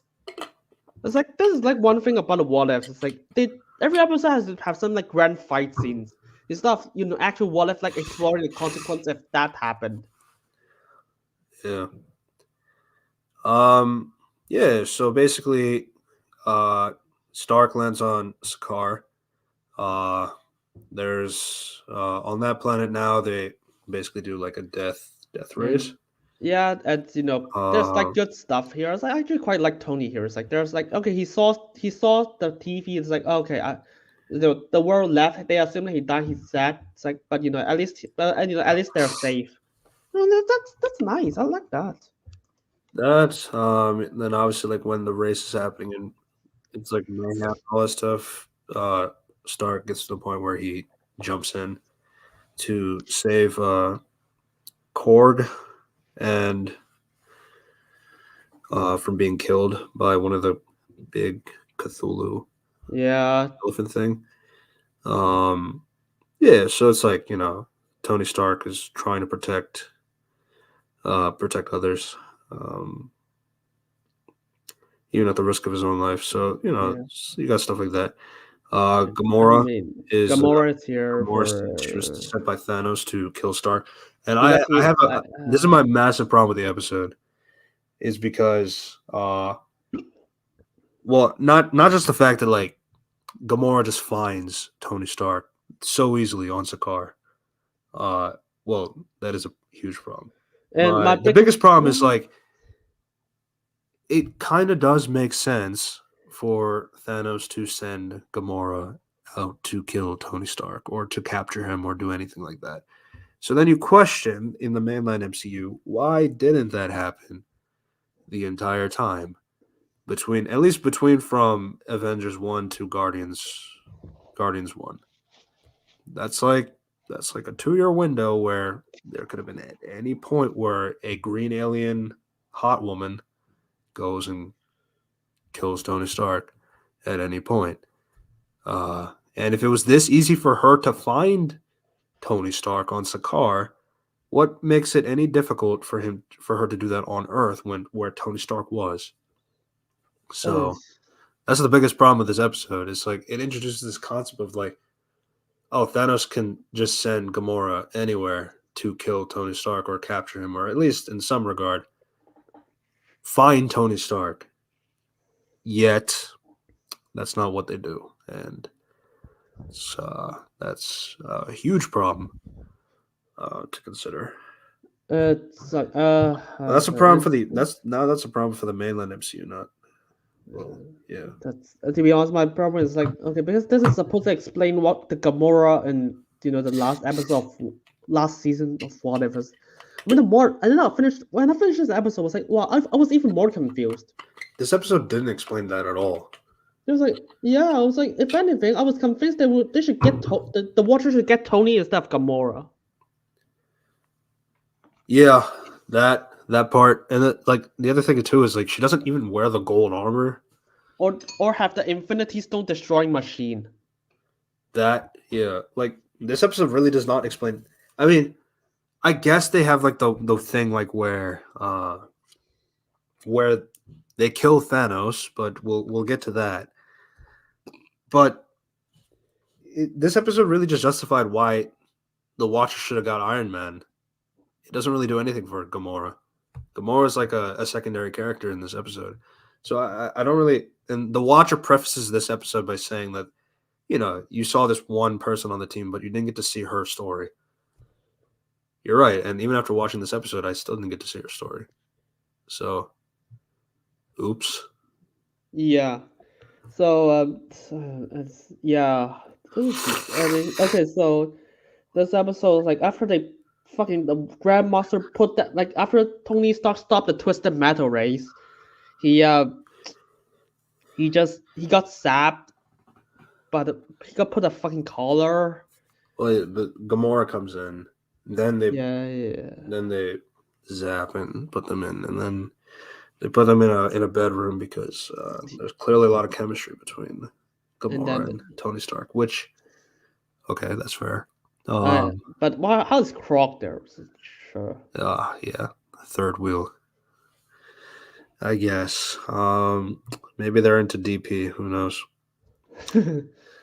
So But yeah, that's they so the, basically Gamora explains that Thanos, your little missile thing ruined the Chitauri army from attacking Earth and all that stuff, and uh, like but that's yeah. why he wants to kill you, Thanos.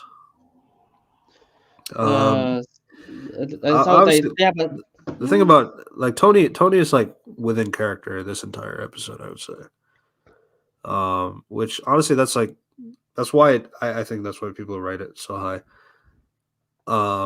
Which I don't have any disagreement with that. Because yeah, Tony's like in character like throughout the um, entire I mean, just like this throughout the is entire episode. So it's like I do understand that. My thing's like it drags down heavily because of Gamora. Uh, and like how easy it is for her to find him, how much like it relies on like just don't think about it. She just found him. Don't worry about it. That's really my problem. But yeah, uh, so they find out. So Gamora's purpose and like tries to now. Tony wants to stop the Grandmaster and his Sicarian regime because it's wrong. Which yeah, that's yeah, fair. That's something Thor didn't do. Um, just stop the Grandmaster and his themes. yeah, it was like yeah, but just like I like this, like Tony just like talk, just like tell Gamora, it's like oh, do not let Thanos define you. Yeah, Yeah, it's yeah. like So yeah, and so then he just Stark, hacks, Stark escapes. He recruits Korg and Valkyrie. He builds a new Iron Man suit, which which is like very easily because the fucking Grandmaster security just suck ass. You yeah, know, yeah, and Tony just can just hack alien tech with his watch. Wow. yeah, yeah, Yeah. And so he just, but the collar thing doesn't work on Tony because he has the, no, it's he has the arc reactor, the but arc reactor electrocutes off the uh, shows like even though Thor is not immune by it, but fuck, I thought that's an inconsistency anyway. So God of Thunder. yeah, Yeah, there's a few things like that. Um, Obviously, like Gamora gets locked in a bind, which yeah, Topaz is a and Grandmaster talked to her about it, and it's like it's like why are you so interested in Tony Stark? Is he is Thanos? It's like oh, we respect Thanos out here. We do. And then that's when Iron Man gives a giant hologram like challenging the Grandmaster in a race, yeah, it was which both of them are saying like, dude, if you challenge him in a race, you're a fucking idiot. It's like, yeah, but that suit is so cool. So yeah, the Grandmaster challenges him in a race, and his prize, he wants the suit. So yeah, and obviously Tony is like asking if he were to win, then he would liberate the planet. Yeah, which is yeah, it's like a lot. It just yeah. So he just got so yeah, Yeah, good stuff. I agree. He would do something like this. This yeah. is how. I don't think I think the Grandmaster is stupid enough to do that. Yeah, I was like, yeah, what was like, if you're just do it, how the fuck they rule the planets? Like, this Yeah, is insane. yeah. Uh, It's it's like Jeff if Goldblum being Jeff Goldblum. who So was like, yeah, if I went, I would just take the I can just suits. say that I Even want. Gamora was like, you know, it was like, and then Gamora was like, even Gamora said, well, don't do it, you stupid moron. Yep. Yeah. So yeah, they all have a Grand Prix race to the death. Um, Okay. it's not really much to say because it's just action.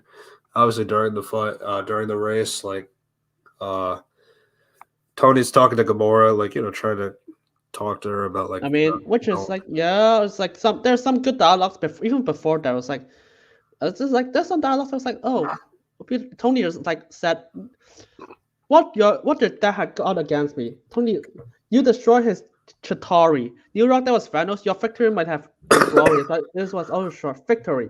Tony was like victory, glorious. People died. I lost a friend. Do you know what it's like to see your homeworld destroyed? Almost brought to its knee by a madman. Huh? And it's like, and then Tony. Okay, this is before that is Gamora. Now it's Tony. Huh? Do you know about Daddy's plan? Do you watch as those things try to break us? You were well, lucky. I don't know. It's like I don't know if Tony like really can grasp his plan because like I don't in this part of the timeline. I don't know if like Tony would fully grasp like that whole concept of what Thanos and his plan is overall. I mean, obviously, when you're trying to invade the planet, it should be pretty obvious like what you're trying to do. I don't know if it's like I don't know if it's enough for like Tony to like. Well, one thing is like he's assuming that Gamora is like a good person, and Gamora can be reasoned with, and Gamora can get out of this whole phase with her dad. So, I mean, my only thing is like I feel like it's a bit of a stretch. Um, this entire Yeah. conversation, because it. I mean, obviously, like there's nothing wrong with having hope. That's not what I'm saying. Uh, I just feel like I'm just wondering, like, what exactly does Gamora show you that is not like Thanos that you haven't met? You haven't Yeah, met that's Thanos at this yeah, point. that's my. I mean, there's some like good stuff, but it's like at the same time, it's like yeah, that is kind of rushed because you have to. Tony has to like force Gamora to have to believe Gamora is good. Yeah. Uh, okay. So you have to. Um. Yeah. So basically, You just have to talk Gamora and out. So yeah. yeah. So basically, you have your race. Stark wins, of course, and while during the whole thing, uh, Gamora, after hearing enough of the conversation, she does try to help Tony win by uh, by stopping the Cthulhu elephants from like bothering him. Um, so yeah, he wins. And Grandmaster was trying to say, "Nah, it was a tie," but yeah, nobody wanted to hear that. uh, Not even the people of Sakaar. Um, so I mean, yeah, I mean, obviously, like you have a few things like, damn, like Thor didn't do anything for this planet um, during Ragnarok, so that's unfortunate. yeah, it's like even though Valkyrie literally kidnap people to be slaves, but let's just not talk about Thor Ragnarok. It's like, Jesus. Yeah, this version of Valkyrie is much better.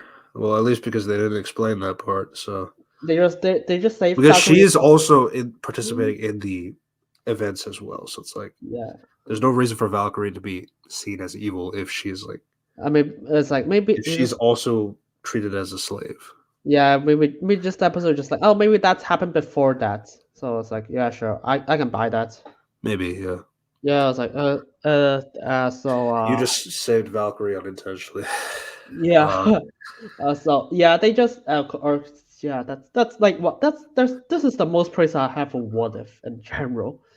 Uh, yeah. and the Grandmaster get melted by his stick The because Grandmaster gets melted. Like because literally, he's a puddle. Gamora Valkyrie crashed her car and from the servant who put the stake in front of it, I was like, why would you put the melt stick in front of your car? You Yeah, can just crash it. but that was her design, I guess, because she wanted to kill Tony that way. Yeah, Topaz, I don't understand. Yeah, it relies on the audience's meta knowledge on Gamora not really being evil, but yeah, Tony has no real reason to think so. He just went, I can fix her. Yeah, to be Yeah, fair, it's fair. yeah. To be honest, jumping conclusion is the only bad thing about Tony in this episode. Yeah, yeah, but yeah. Grandmaster turns to soup. Uh, And Tony's trying to apparently go back home, but before he yeah, could, Gamora. kills him, kills Thanos.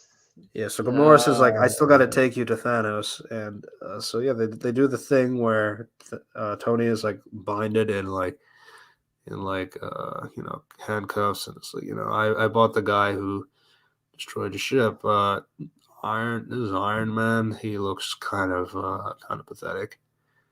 And then then there's Tony has his old jab, and uh they both kill him well, was like with Topaz's melty melt. stick.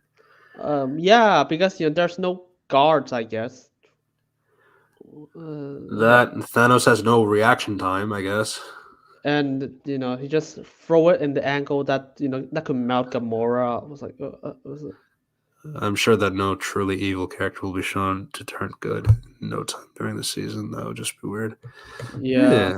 Yeah, To be yeah, fair, it's like even Guardians one is like try to justify Gamora, just like try to turn Gamora good in not too long.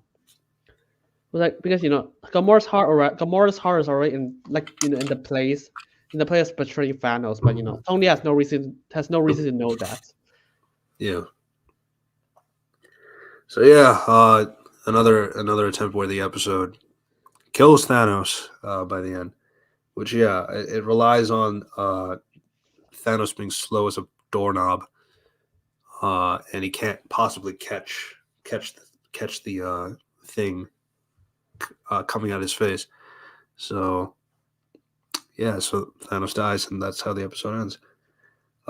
Except for like a little mid credit scene, I guess, which Yeah, is yeah, just yeah, yeah. Jeff Which Goldblum being Jeff Goldblum. yeah, apparently you're still surviving becoming a fucking puddle. I guess it's fuck it. Sure, why not? Yeah, so now Valkyrie is king of Sakaar. Because Uh, reasons I don't know. That's not how it works. But episode logic, what if logic?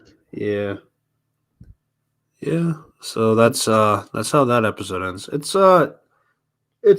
solid. I would say Uh, it's solid in the sense of uh, it did its thing. Tony was not assassinated. And I mean, yeah, Thanos is still shit. The Gamora is like stupid as stupid. yeah. It's just stupid I shit. mean, like for the actually no, it's not. It's not good because like the the way that the Watcher explained the point of this episode is to show why this Gamora joined the Guardians of the Multiverse. And as an Yeah, episode, it did a horrible job on that front because it doesn't actually justify I mean, why Gamora's on the team. It actually showed more so why Tony should be on the team. yeah. Because So do you know that there's actually a different plan for this? I wouldn't be surprised.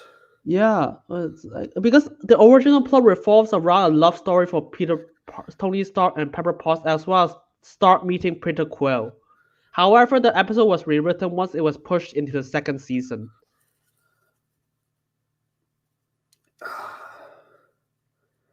Honestly, like there was really no reason to combine these ideas. They just had nothing to do with each other. I mean, like Uh, I don't mind the concept of like Gamora in this episode, like per se. I still hate the fact that it was so easy for her to track him to Sakaar that like I question like the entire timeline of the Avengers and Guardians 1 why she did not go at any point to assassinate Tony Stark if it was this easy. That's the problem with it. That's really the problem overall. But if I were to ignore that, Um, the other issue is just more like this Gamora just does not really show me what the Guardians of the Multiverse Gamora was like to really show that this is the same one. It honestly feels like a different version of Gamora. Um, Yeah. she Yeah. doesn't get her Because it cost. needs. She doesn't get the costume that like that version of. I mean, again, I don't have a problem with like.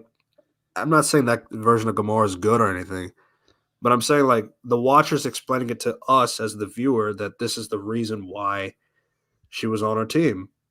And if that was the point of this episode, you did a terrible job Yeah, I in was in like, that in that aspect because Gamora was really not like that. She was not. They did not really show like if you can't even have her have the costume by the end. Like how am I supposed to? How are you supposed to expect the audience to like connect that this is the same Gamora as Guardians of the Multiverse Gamora or from the that or the episode? or the helicopter blade, Helicopter blade, yeah, or the other Infinity Stone destroy machine. This is why I just like this is my biggest problem. It's like if this come before, it's like sure, fuck it. I mean, And the, you should have just left it alone. I mean, you shouldn't have the Watcher just have the Watcher talk about Tony Stark and like like what the episode normally does. I just don't know why the Watcher has to also explain. You saw all the Guardians of the Multiverse story except for her because like yeah, oh, but by the way, because COVID ruined our timeline and we couldn't show that episode. So here's us showing this episode. Okay, now you show the episode. You have a brand new introduction now with Tony Stark not making out in 2012. So I don't know. It's like it feels like there's two intros. They put both of them in there and forgot about it. and Gamora is like an afterthought. It's like yeah, she's gonna be redeemed. Tony Stark is just gonna do every single thing in this episode. Like Yeah, Jesus. yeah. I think they just put the old intro, put it on top of this one, and then just forgot about it. But yeah, I mean that's really it, honestly. Yeah. Um,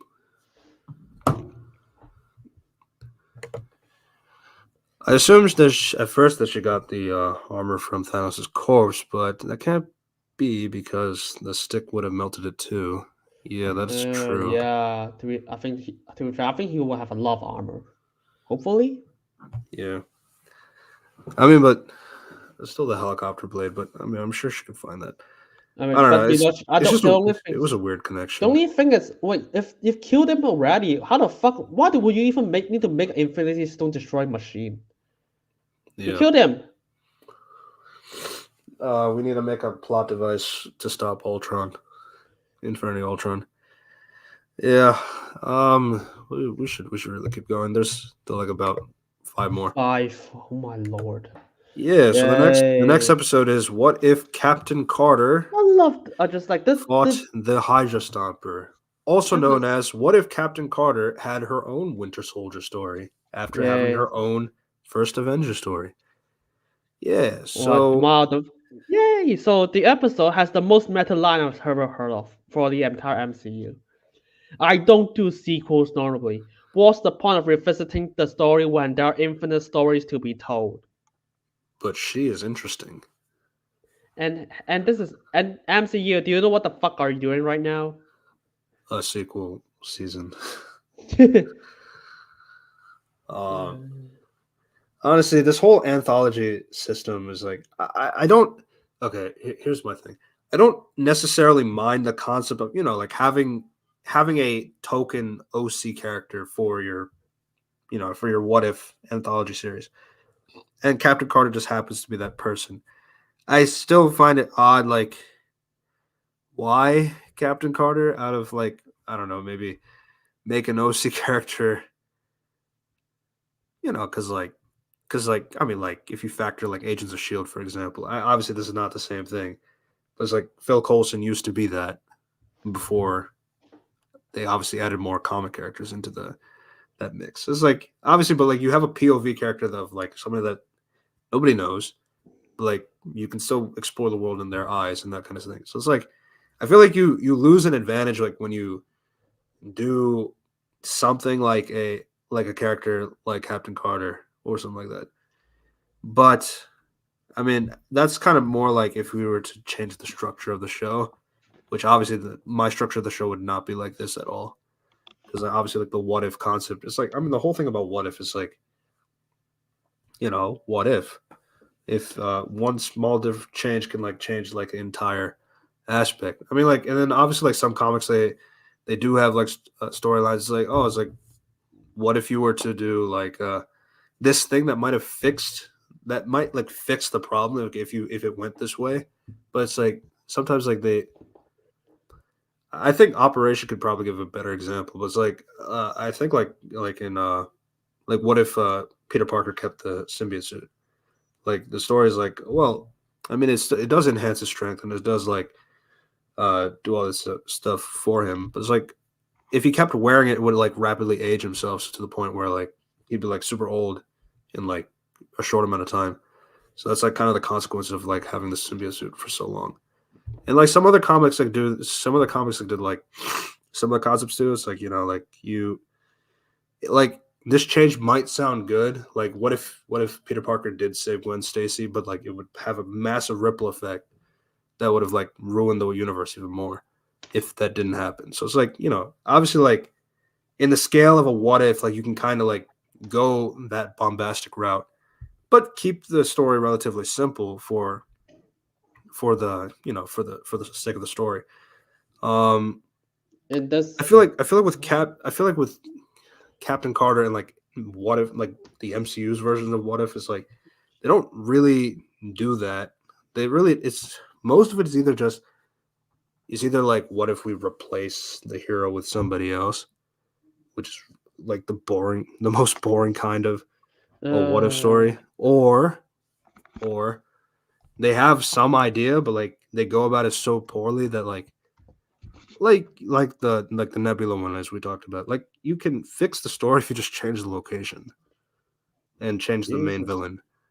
not Um, much. yeah, so it's like, so yeah, you have stuff like that. So like, I don't know.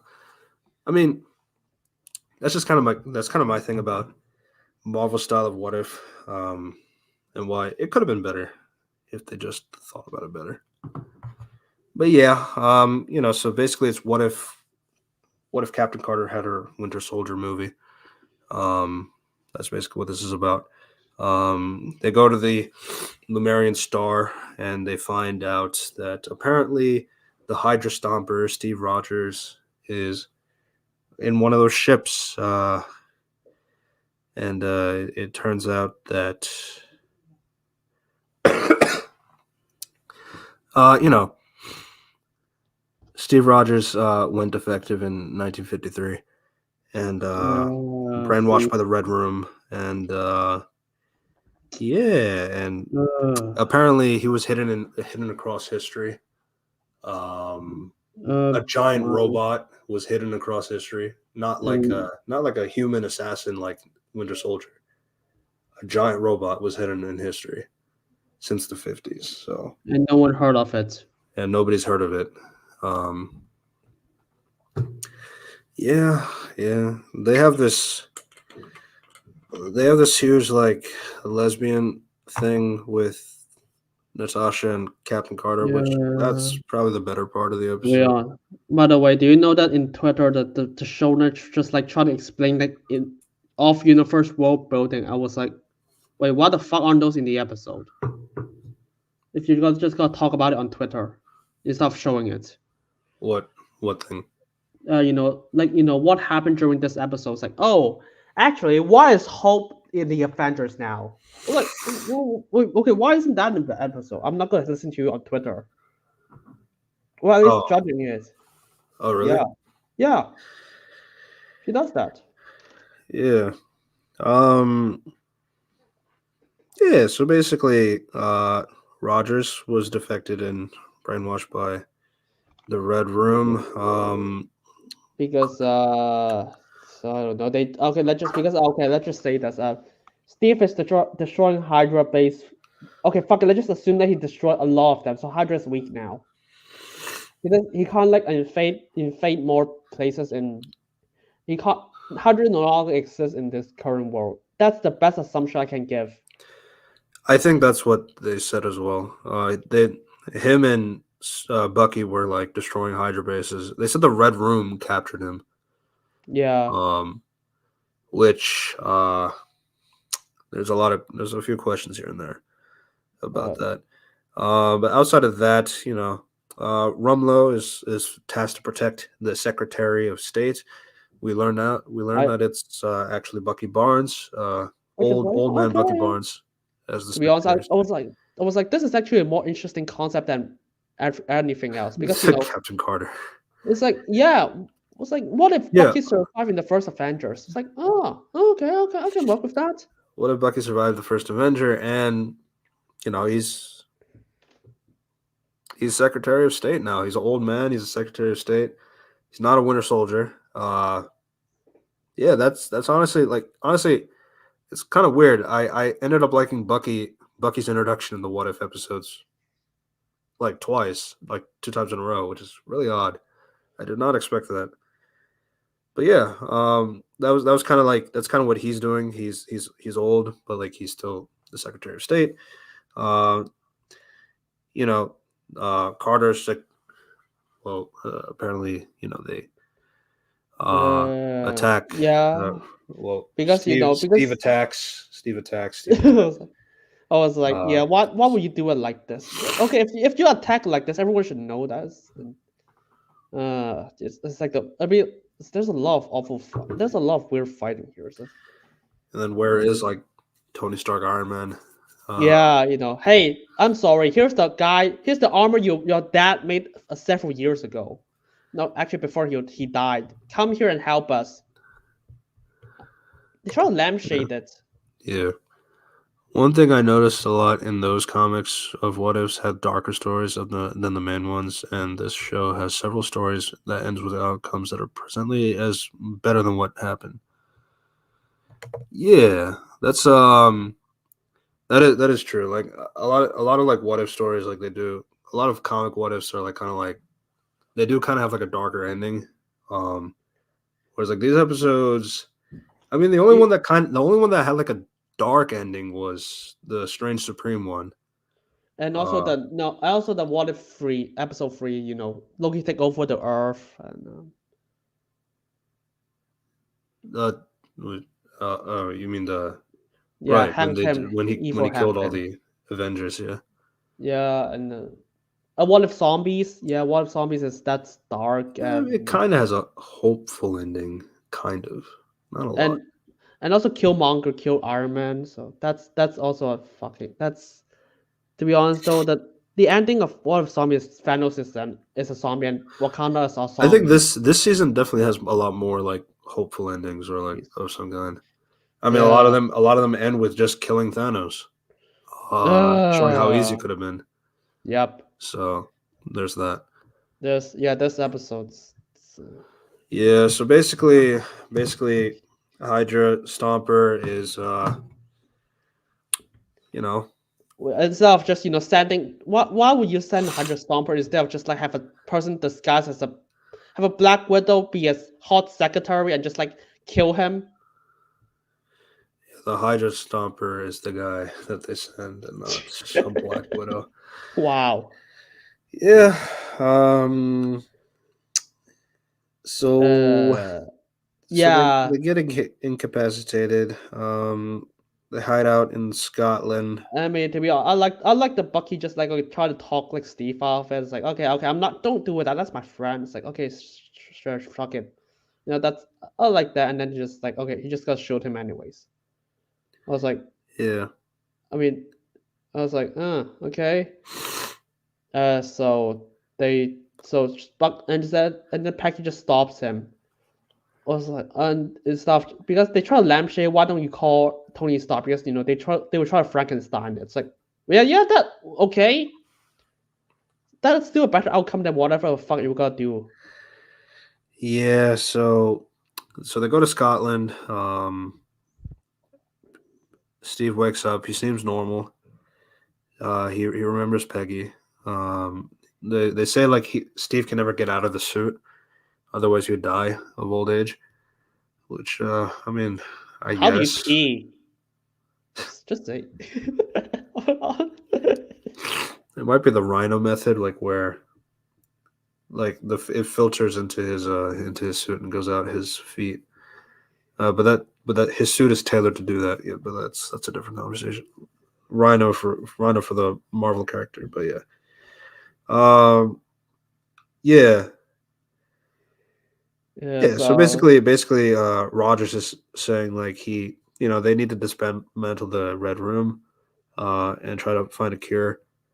Uh, so he's offering to take them to the KGB site, but and it turns out it was all bamboozle.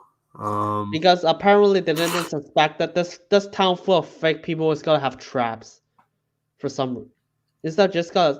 I mean, to be fair, I like the conversation between the Steve and Peggy was like, "Ah, fuck yeah, Bucky retired. I still keep on fighting because that's the only thing I know.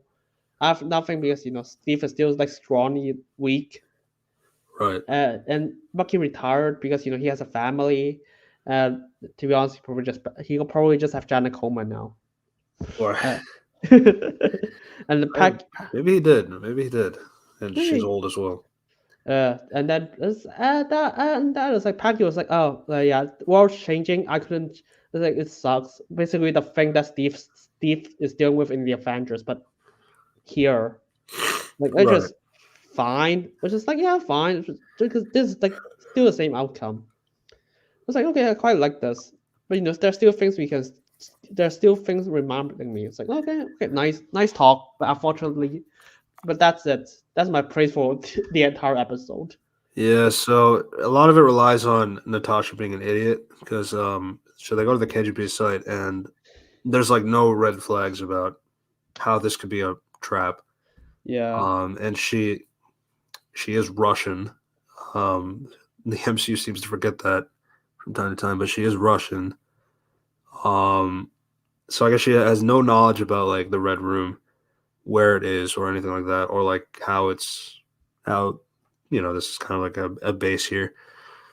So I guess Natasha is like that detached to know about the Red Room, but like it just so happens that the Red Room is located in the sky, just like in Black Widow, the movie.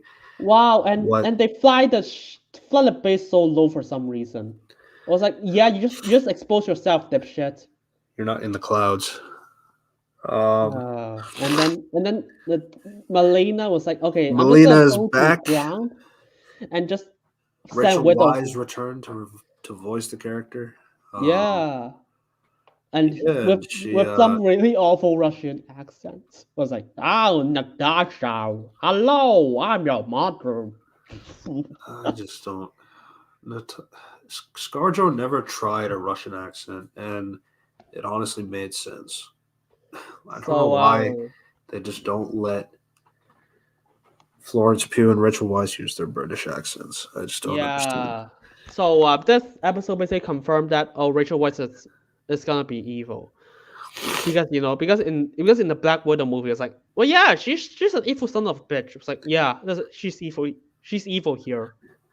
It's my mom, quote unquote, like technically. Yeah. So I mean, because again, like in the comics, Melina is a bad guy. She's not related to Natasha in the comics either. But that's the adaptation thing. Um, Not to mention like with Melina and all that, it's like I mean the whole like Melina is like the Iron Maiden. The Iron Maiden is a bad bad guy for that's tailored for Black Widow in the comics. It's like I don't know why they just couldn't bother giving her making her the villain for that, but like I don't know, but that's a Yeah, conversation for that movie. and then So yeah, Melina basically turns on the because like brainwashing again. it's like Or turn on, or was he pretending the entire time? I We don't. don't know. I fucking know. The show doesn't even try to answer that. It's like we're just gonna play both sides. That's what I was thinking. Like I felt like with Steve Rogers, it's like it just felt like he wasn't brainwashed the entire time. It felt like he was manipulating the entire conversation to go in his favor, But so that he could send him to a trap and then like but yeah, bring him but to the KGB. but at the same time, was like she's mind controlling the widows with I don't fucking know because Hydra is destroyed, they don't have the mind control serum anymore. Yeah, but I guess the widow program did have mind control. It was like a Yeah, separate thing. yeah, psychological mind control. It's like, yeah, why don't you use that? I don't know. I guess they just have like Captain America watch a lot of like Little Red Riding Hood the entire time. Yeah. Uh, so they're all more fighting happens. Because Natasha you know versus all the Black Widows, and Melina was like, Captain "That is Carter my versus plan the Hydra. entire time. I'm so lucky you guys didn't call Tony Stark for some reason, or you guys would stop the Hydra Stomper in time." I was like, "What is that your plan?" I was like, "Wow, what a fucking Hail Mary plan again." Yeah.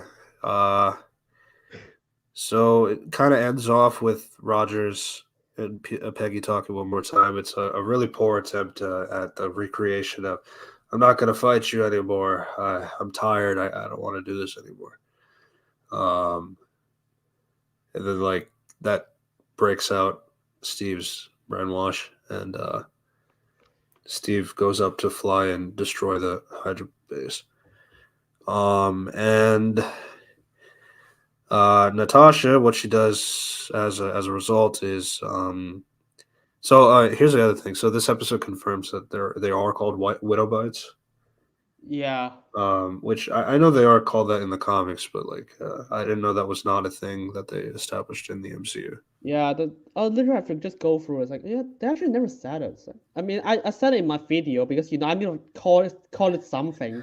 So my whole thing was like, why aren't you using your widow bites? Because like they keep firing widow bites at you, Natasha. Where are your widow bites? You have them too, but yeah, she doesn't use it. She picks up somebody else's widow bites and like uses them against the other Black Widows.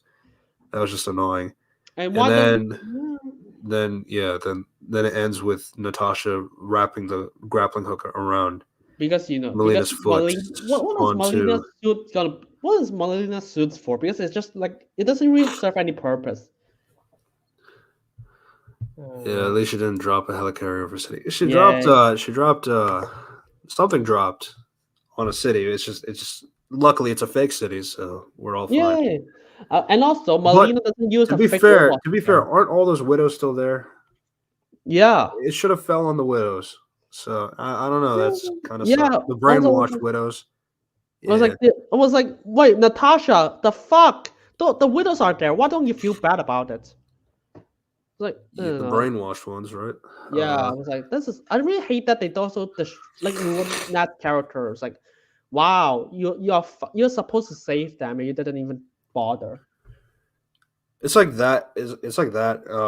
And then obviously, like I just have to ignore the fact that, oh my god, like somehow this grappling hook can latch onto a flying robot's leg from miles high. So because animation, so all right. Yeah, yeah. Yeah, so that basically is what happens. Melina dies in the explosion. Roger's fate, we don't know. Uh, Probably that. Carter Probably that. Carter believes that he's still out there because Civil War setup. Um, and yeah, but before she can go off on her vacation or her adventure, it turns out that a Renaissance themed universe, there's a portal that comes under the feet, and Oh, right. they Yep, that's send a Peggy Carter away because she is the answer to solve their problems. This uh, random Captain Carter in this universe is sent to another universe by this magical Wanda uh, power to, because she's the answer for all. She's the key to all of this. As where's that? prophecy. Like, yeah, fucking, I don't know. Where's that from? I have no idea. She just knows, I guess. Because she has Deus Ex plot Deus Ex Machina Yeah, it powers. all teleport away. And yeah, that's how this episode ends. It's pretty bad. Yeah, I mean It's just what if Captain Carter was in a Winter Soldier movie? I was like, I'd rather just watch an episode about like Bucky Barnes is like, oh fuck, I'm the senator now, and and Bucky and then he's just met Steve Rogers when he's still young out of the ice. It's like, okay, how would that react? It's like, okay, that. Or to be honest, a lot of the episodes just I just really don't have any fight scenes. It's like, okay, so what if like old Bucky Barnes meet the young Steve Rogers in 2000s? Yeah, that was the quote. Jar Jar is the key to all this. Yeah, Yeah, yeah. Peggy Carter. Peggy Carter is the key to all this. yeah. I hope you're happy. If not, we got a few more episodes to go. But yeah, outside of my only thoughts about this episode is just I liked Old Man Bucky, who probably Mm. married Jenna Coleman. That's about it. Yeah, and then they ruin Nat without noticing. Natasha you just have to rely on like she's an idiot. She doesn't know anything about the Black Widow program. Melina is also a fucking moron, so Yeah, but that's consistent to be fair. yeah. And yeah, that's that. And then OC this is episode. the OC character. Honestly, which I will give him, I'll give him a little bit of credit here because like I do think that this one had the most. I think it had the most thought, time, and resources on it in the sense of like, because obviously this entire episode is like relatively not in English, outside of like the Watcher's commentary here and there, and then the final line, which we'll get to. So So obviously like when you put in the active like you know the making sure everything's in the Mohawk language and the and in Spanish for the conquistador characters. So it's like obviously like I give credit to that in that regard, which is kind of ironic when you go to say the next episode with China and they don't do that at all. But we'll get to that in a second. So yeah, basically what happened here is that Surtur destroys Asgard for the Ragnarok. And the yeah, but Tesseract crash lands into the lake of the Haudenosaunee Confederacy in pre-colonial America, and it gives magical properties. And basically, it's like set in the 15th century, late 15th century. Um, and basically, numerous tribespeople have disappeared when interacting with this forbidden lake, which is basically they're just copying Atlantis, the Lost Kingdom. yeah, Her watching, I literally thought this is gonna copy Pocahontas. I was like, oh, you're not doing that. You're just gonna copy Atlantis, the Lost Kingdom. I didn't. I was so I was like, you still yeah. surprised me. Which honestly, I'm fine with that because like obviously like Pocahontas, there's no really nothing you can do with that with related to this kind of plot. You Not to just mention yeah. a lot of the Native American community doesn't like It that just like comparison either. So it, I'm it, just respecting them for that it's, aspect. it's a plot about some people want to go to here to steal some blue power source that is gonna power some future technology and superpowers. And here's a magical girl who has the answer for all of this, who is so connected to the fucking power core. That is with and they have to do something up and they have to prevent them from stealing the power core. I'm not fucking kidding. I was like, when I watched it, I was like, wow, that is Atlantis: The Lost Kingdom. Yeah, and so you got these Mohawk siblings, Kahori and Wata, which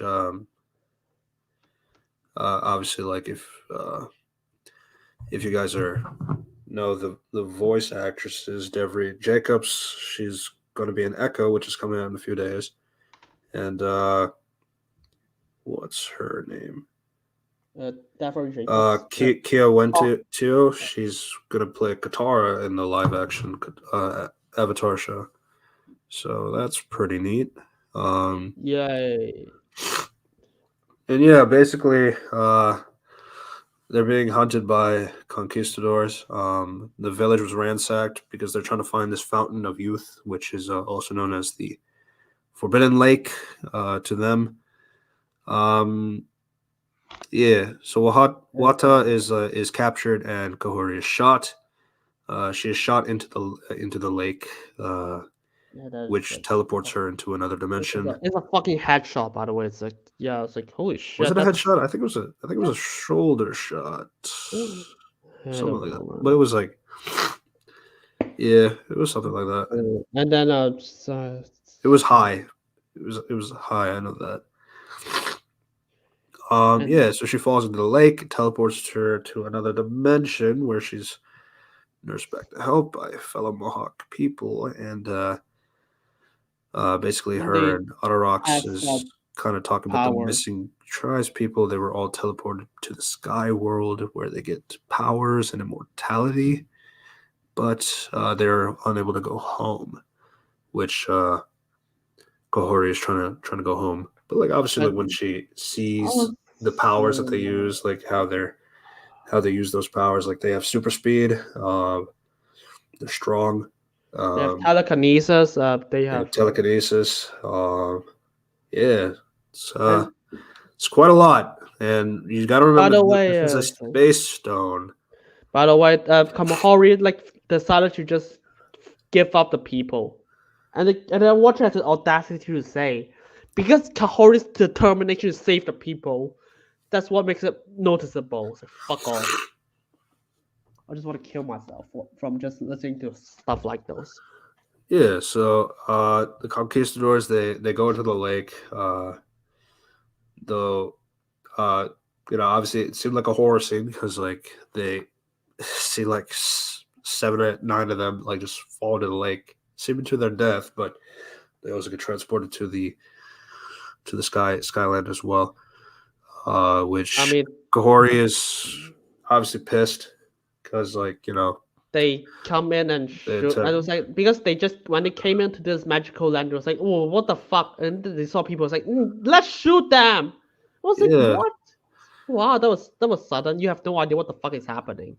Yeah, so they go for the shots. Kahori can stop bullets. So basically, she has the powers of Wanda and Quicksilver, And and and she then can teleport. So and then after they shot him, it was like, oh fuck, I have to I forgot that my friend and the entire village is getting kidnapped. I was like, wow, holy shit, how dense are you? yeah, so they go back. Well, she goes back while the Native Americans are getting captured, and she tries a solo squad on her own. She was doing pretty well until the cannonballs. But then then it got to the point where it knocked her out. But then the rest of her friends that she made at the Skyland, they come in and help And her. then They all got super speed, telekinesis, and you then name it. then Kahori just use telekinesis just drag a fucking portal for some reason. For some reason, she can just do that. Yeah, And then she just speed runs a lot of places. She can open shields now. Fuck it, why not? She can. yeah. She mastered her powers in a few hours better than. Yeah, it's just like it's your standard anime kind of To be character. honest, she mastered them even faster than Captain Marvel. I think so. Yeah, I mean, I guess she had a whole. I guess it was nighttime, so I guess that's something. Uh, Um, and Captain Marvel has 6 years at least. I mean, before the binary stuff. yeah, yeah, and then she teleports herself. She teleports them to Spain to the Queen, Queen Isabella, and to make peace. And then She knows Spanish now, which all right, I well, guess. my thing is, wow, you can open portals. Wow, I mean that's the what? thing that makes the most sense. It's a space stone. Like Yeah, that's the thing that makes the most sense is like them teleporting. I don't know why she has like Wanda and Quicksilver powers. Those are from the Mind Stone. yeah, Uh, but Carol got that from the exact same thing. It was like, oh, I was like, uh, she doesn't have portal powers. yeah, but she doesn't have telekinesis either. Yeah, it's like, to be Or honest, I have super. no. I mean, super speed is like I guess in a way Yes, she kind of has super speed if you factor in her flight. We never seen a run. but I'm sure she could run super fast as well. So it's like I don't know, man. It's a bit of a stretch there. As for Yeah. telekinesis, though, we know for sure Captain Marvel does not have that. And she for sure could not, and Kahori for sure could not build a sun. Mm-hmm. Yeah, and apparently she can absorb Captain. I was like, to be honest, this is what it said because the showrunner apparently said Kahori is the first person who has the Tesseract powers. I Which, yeah, no, no, it's I was Captain like, Marvel. yeah, because Captain Marvel's existence really just fucked over this episode. Let's just say. Which I hate that too, but like, you still gotta you have to factor in that it still exists, and you still gotta account for that. Yeah, I mean, you could have just have a different power source, like Because obviously, like Captain Marvel in the comics has a different kind of power source in terms of how she got hers. But I can't really talk about that since it doesn't really apply. yeah, they could have But just have a different power source, like fuck it, just unobtainium. Unob- unobtainium. just throw a mega power source. A long time ago, Beyonder throw the magical fuck all powers into Earth, and she has those powers now.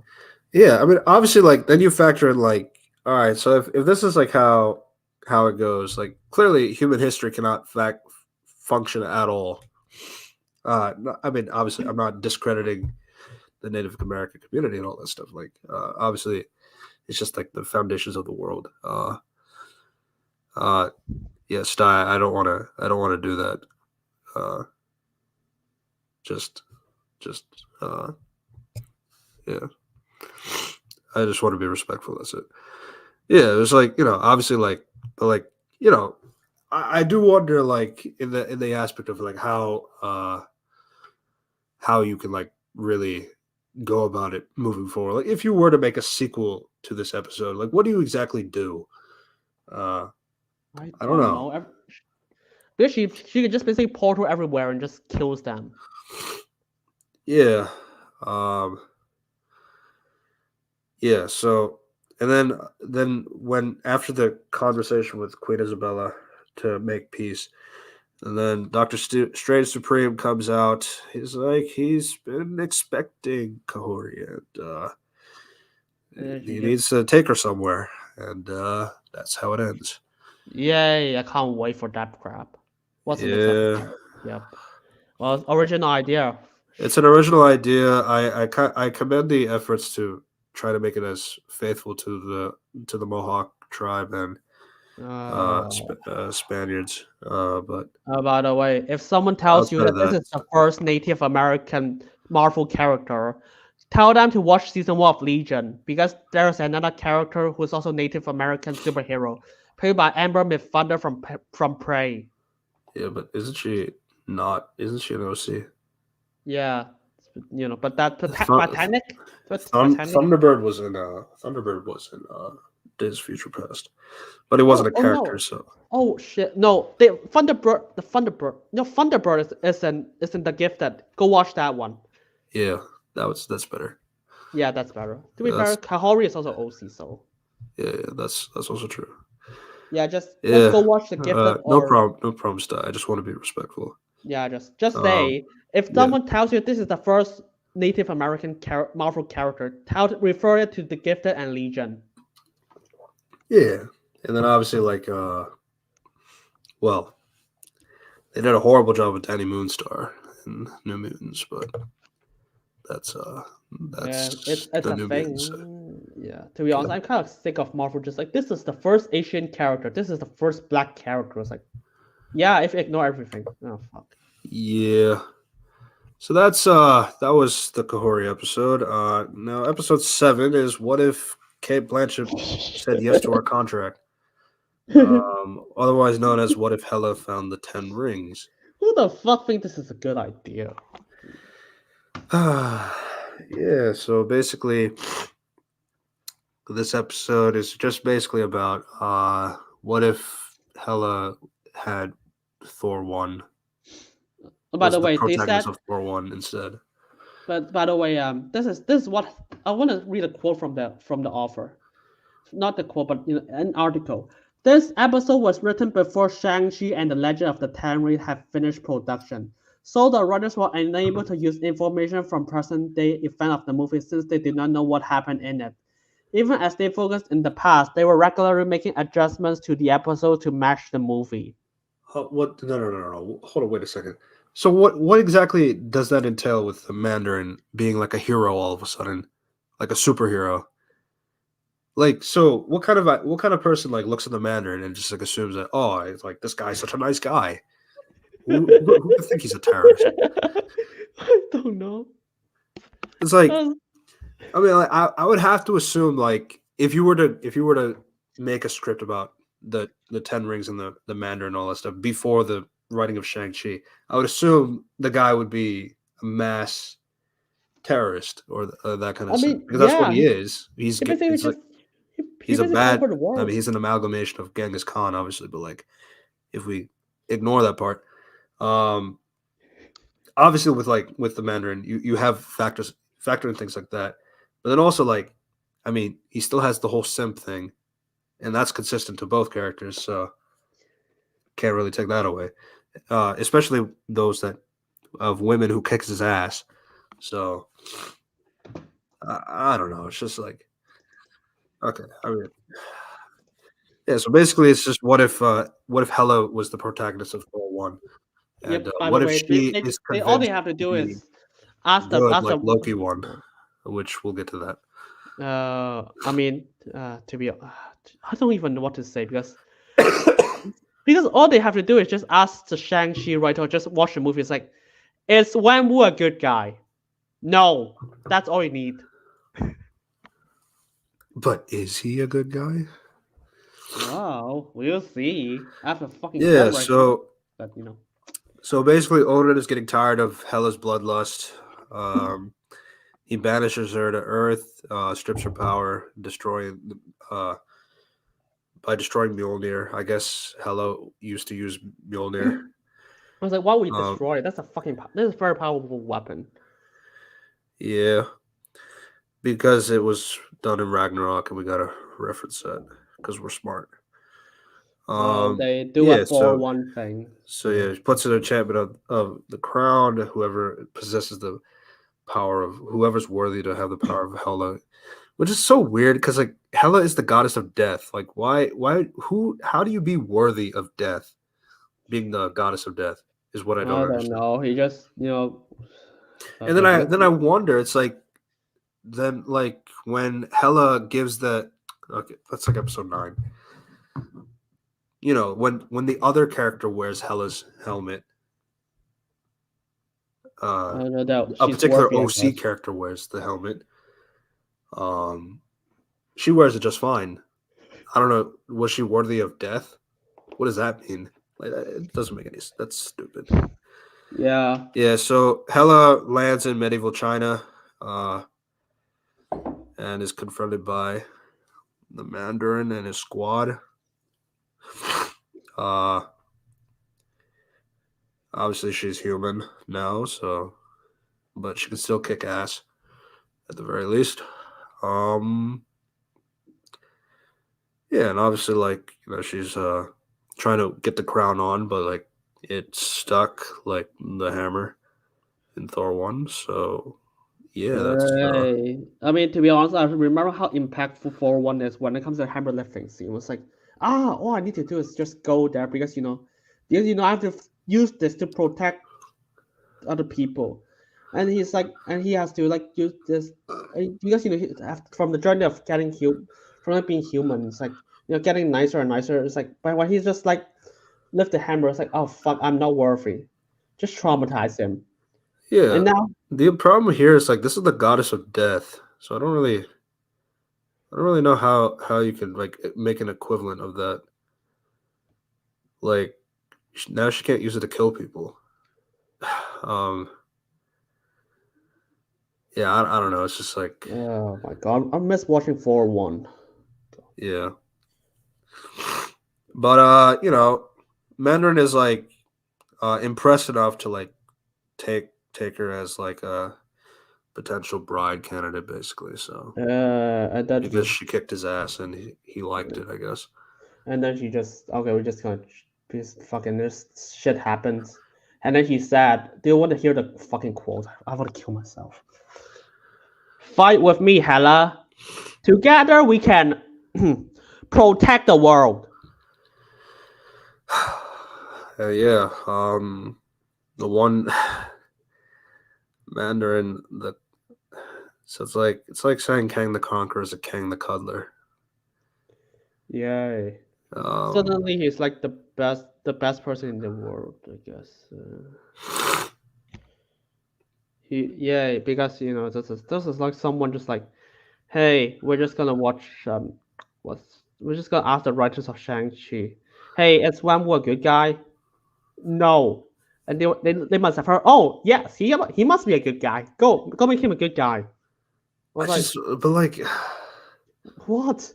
but it's like it's hella. It's the 10 rings. Like just factor all these other things. These are evil. Like why is the Mandarin a good guy? I got no idea. It's like this is not even change. It's just like, oh, we are actually good guy the entire time. It's like, Yeah, I'm just like there was another quote earlier. It's like, like I'm trying to make peace. But it's like you can kind of like bullshit your way and say like, yeah, I'm gonna make peace by making sure that I'm in charge of everything and it's peaceful in my under my rule. Like that could be fair. But to fight to protect the world, like what am I supposed to take from that? was like, oh, it's like this is like this. Yeah, that's I guess. Yeah.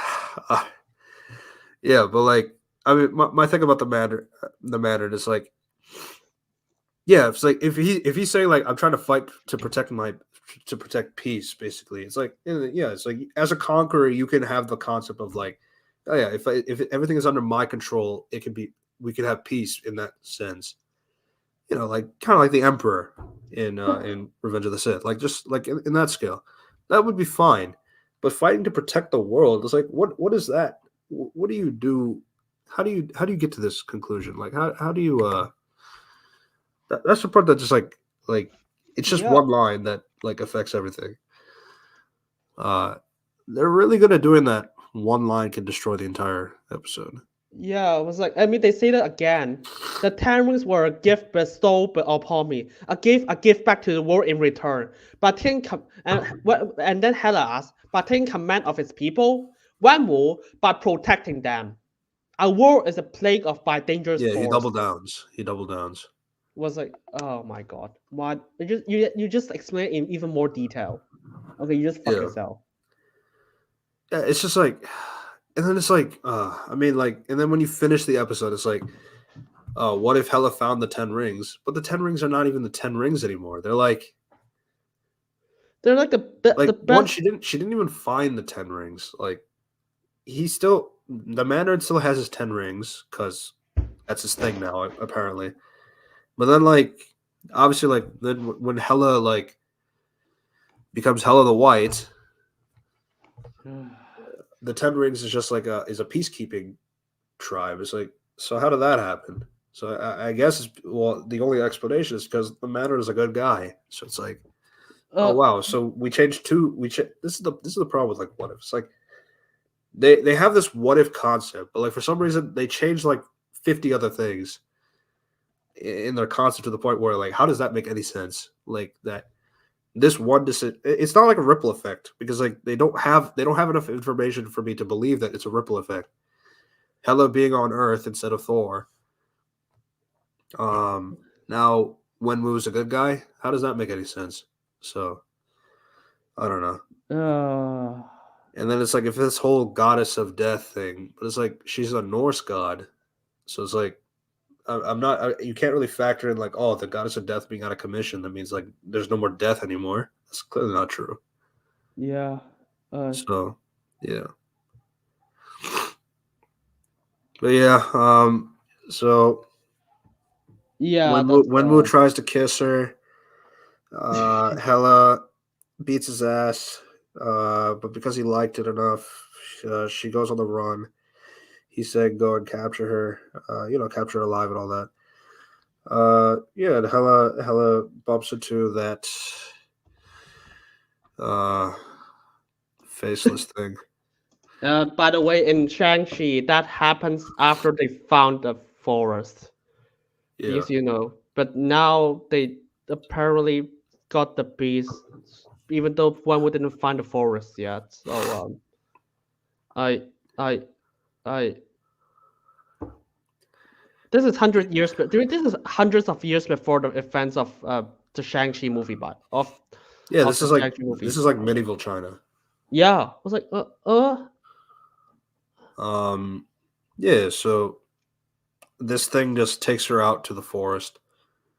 The murdering tree forest.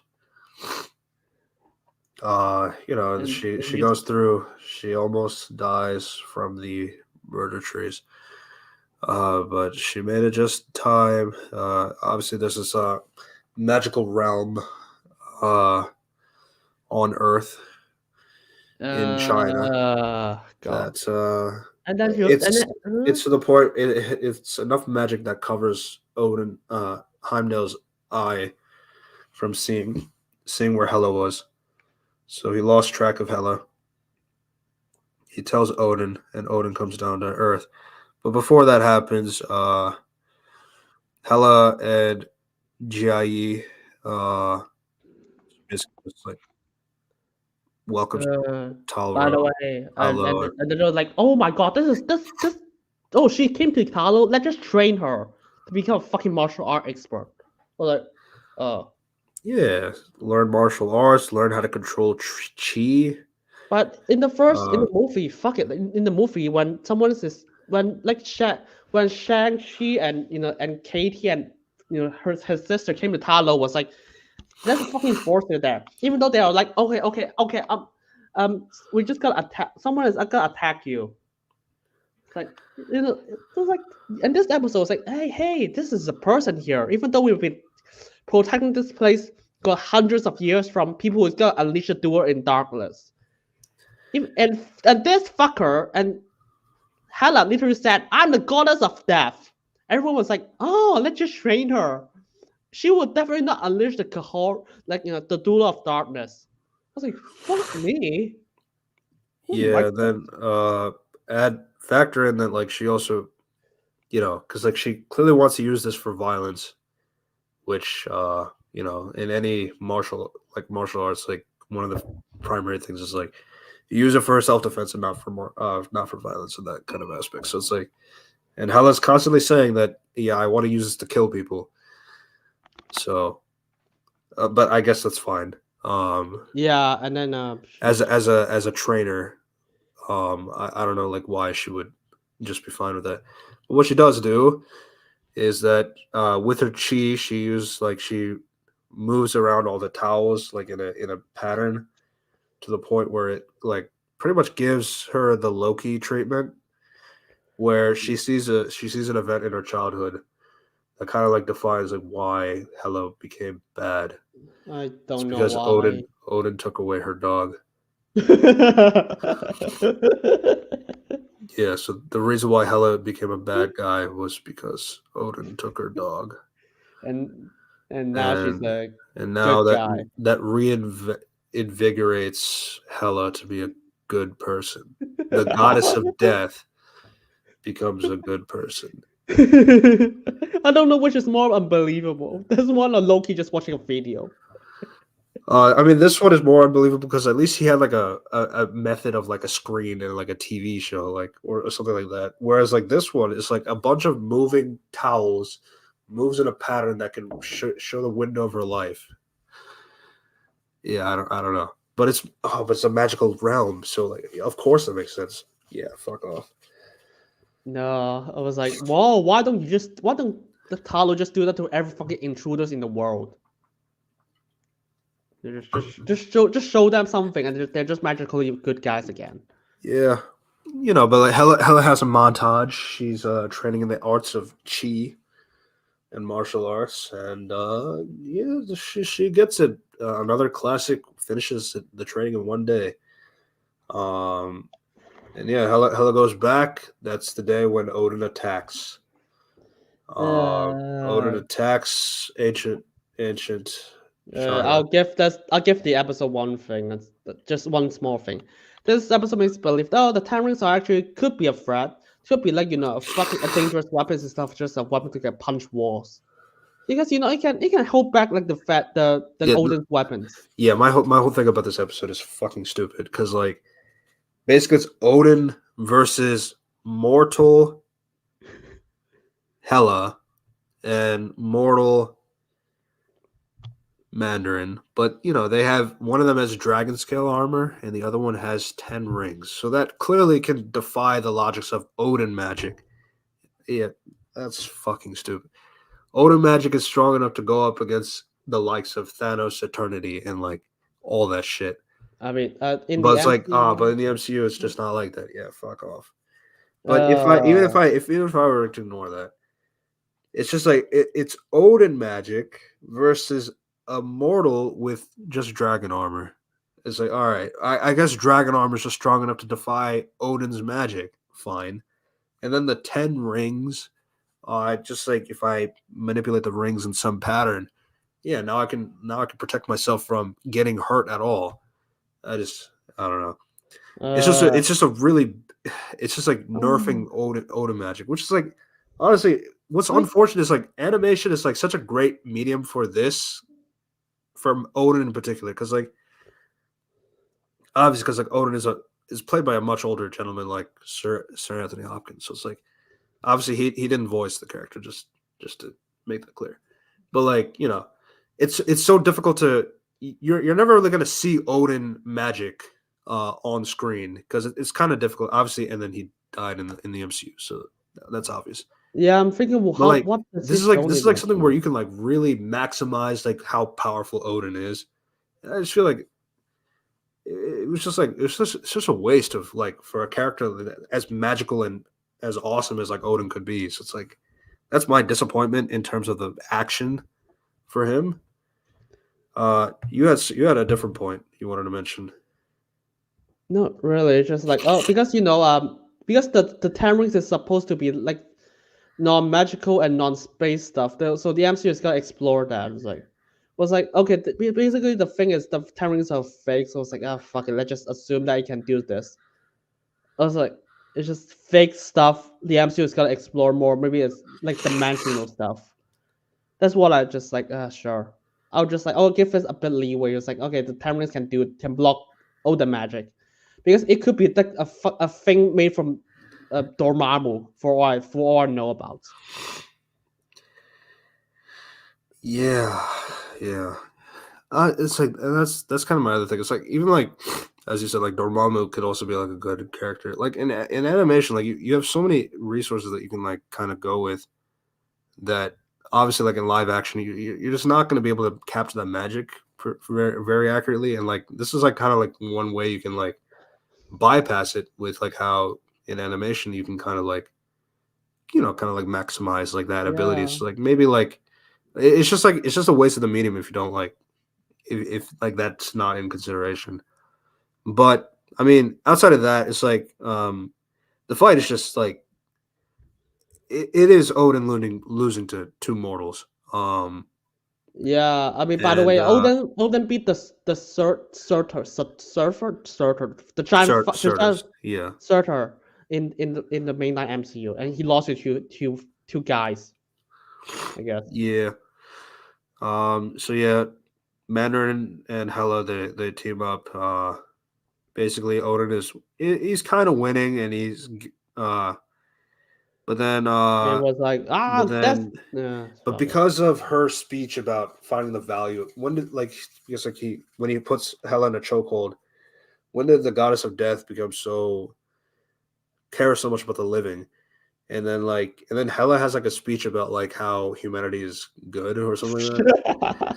It's like it's just like it's like Loki all over again. Like it's like Hela was like completely flips the dime on who she is as a person just because Odin stole her dog and she realized that how stupid it was. Um, yeah, so it's like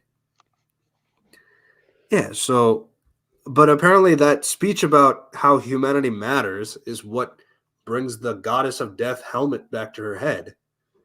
So I don't know how that works. Like she's valuing life. What does that have to do with being worthy of the goddess of death? That's what I don't understand. But I that's what don't know. happens is like when it goes onto her head, she becomes Hela the White, as this image shows. Yeah, because Yeah, because let's now give she's her the more of a goddess. range. Now it's Hela, the goddess of white, the goddess of light. So Because life. goddess Yes. of Yeah. totally not stealing from Gandalf the White, by the way. Yeah. This is so bullshit. I just hope it Yeah. dies. And then Odin recognizes that Hela has grown. He is submitting the throne of Asgard to her Because fuck because it, she's overexceeded his expectations, which even Thor would do yeah. this. Wow, I was like, wow, four sucked. Yeah, Four Thor. sucked so hard. Yeah, I was like, Thor has a lot of jabs in this season that I've noticed. He has more jabs in it than I mean. Thanos still has it the worst, but like, yeah, Thor had a lot of jabs in this one.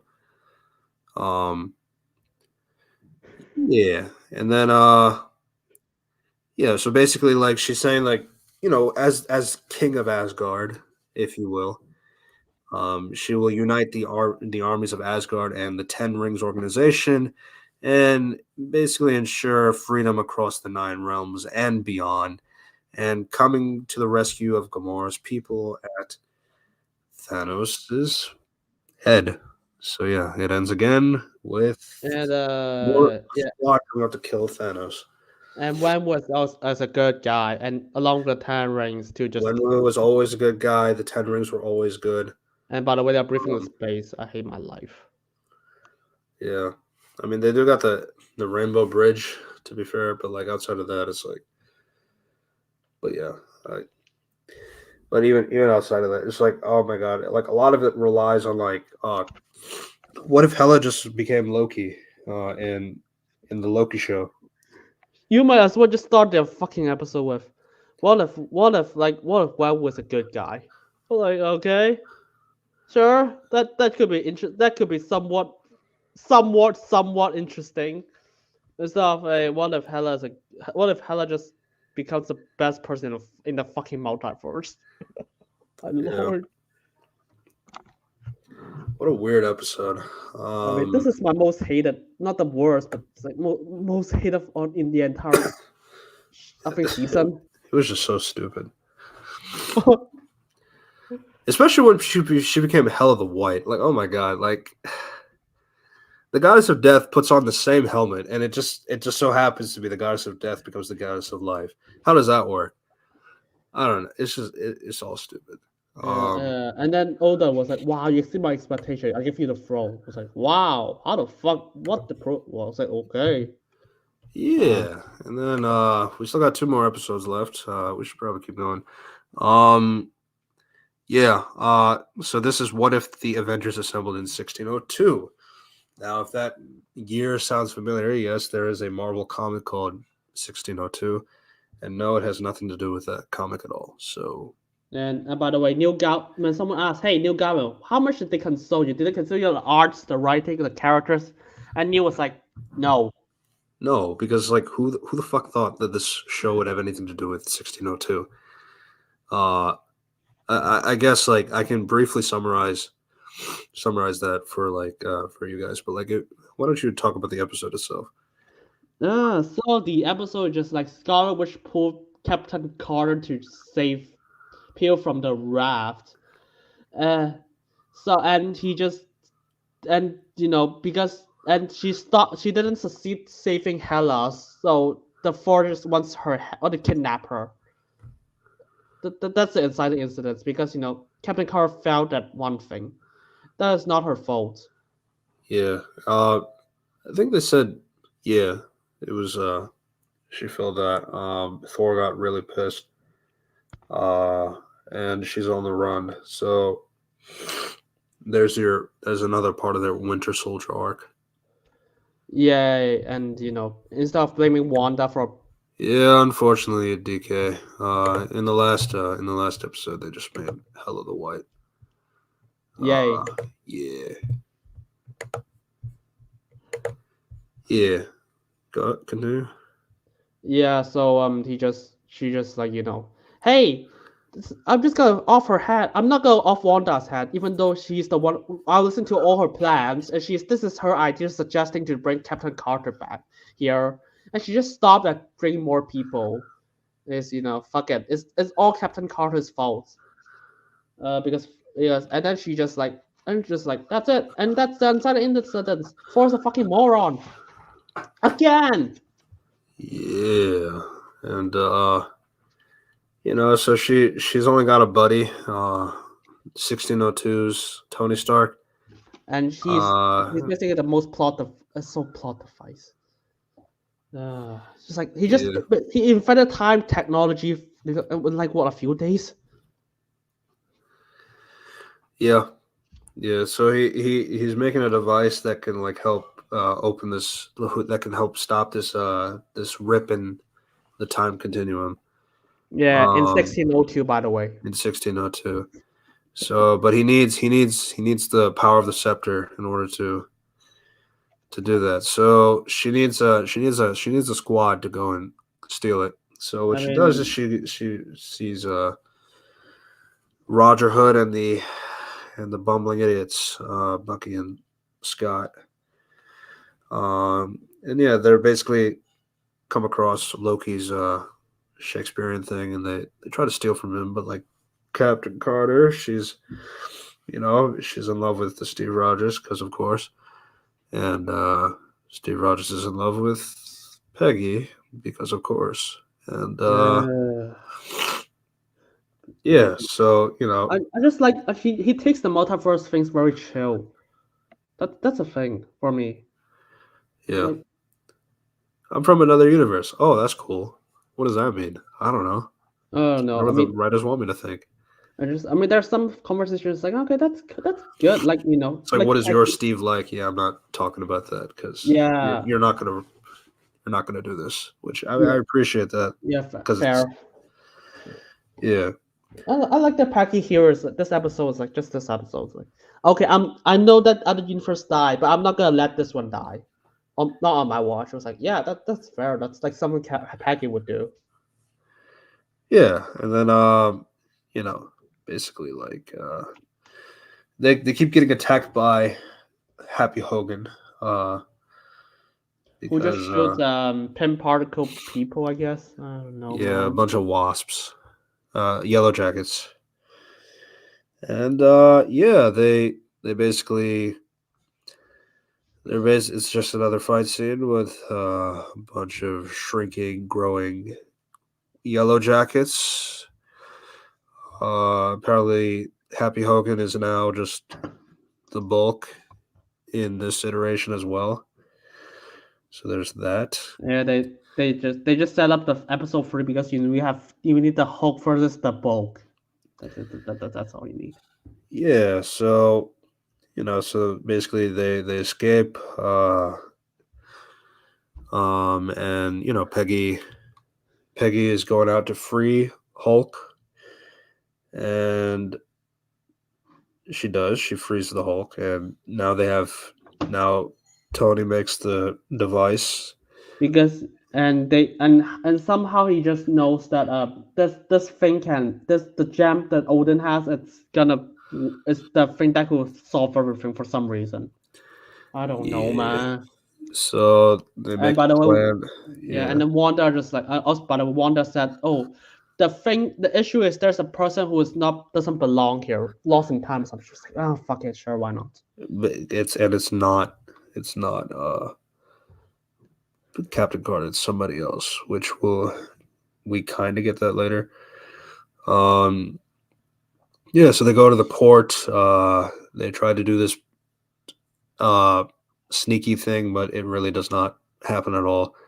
So yeah, everybody's guns are blazing, fighting, well, swords. And Uh, yeah, so just kill it. they set up they have this whole thing where Happy gets super angry about his flower plume hat thing, and then it drips, and that makes him angry enough to turn into the Bulk. Which, I mean, if we go by the logic of the uh, the third episode, like, I don't know if an angry I don't know if he can get angry to turn into the Bulk, but uh, because like isn't that fact tailored on him not being him keeping his same energy yet I don't having the know. power of the Hulk? So there's that, but I mean I outside of that, it's not really a big issue. Yeah, it's just enough so that the Hulk and the Bulk can fight each other. yeah, just a lot of fighting. Tony just like walked through the corridors, like Jesus Christ, is there no guards here? And I mean, there, like, everybody's fighting it to the point where the guards are useless. yeah, Yeah, everybody's fighting. Captain Carter's like going square up to Thor. yeah, Um, and then Nick Fury betrays him. but it's like not Yeah, but really because the time hole is getting bigger and bigger while Wanda's Wanda trying can to just stuck. I was like, like she's not sealing it. Like she's hold it. trying to, but it's not working. From what I I understand. was like, wow, that's like perfect timing. There's that happened because that would stop Wanda from doing anything here. Yeah. Yeah. So basically, all that's all. It's a bunch of jargon going on right now. She gets eventually. She does get the scepter. Tries to get it into the Tony Stark's plot device, And then and Nick Fury just like betray him. I was like, oh, okay. I think he just steal the scepter and just put it forward to the heroes. yeah, there's better work. Uh, yeah, and eventually it stops. It stops time. So I guess first off, this scepter is powered by a time stone instead of a mind stone, which Sure. all right, I guess. And then Uh, yeah, so then we learned that the reason why these time holes kept happening is because in another universe there was a Steve Rogers who was fighting Thanos, and he used the vibranium shield to scratch the time stone. And which that they like Charlie locked him in time. which changed the entire universe to the year of 1602. I don't know. I have to go through a transcript over and over this to look at this dialogue. I have to look at did I miss something or something? I was like, this is. I didn't look at it. I was like, Wanda, I'm sorry. Let's see. Referring arm. I want to strike. Oh, oh fuck! They better explain this. Of course not. Yeah. Yeah. Just like it. I just hit the thing and it just happened. I don't fucking know. Did they change the entire universe or he just got teleported to time? I mean, I guess because he said he's the future man, so he got teleported to time. He got time traveled here. I guess. Yeah. Uh, it's either that or it reset it to 1602. I'm not really sure. But yeah, basically that's all.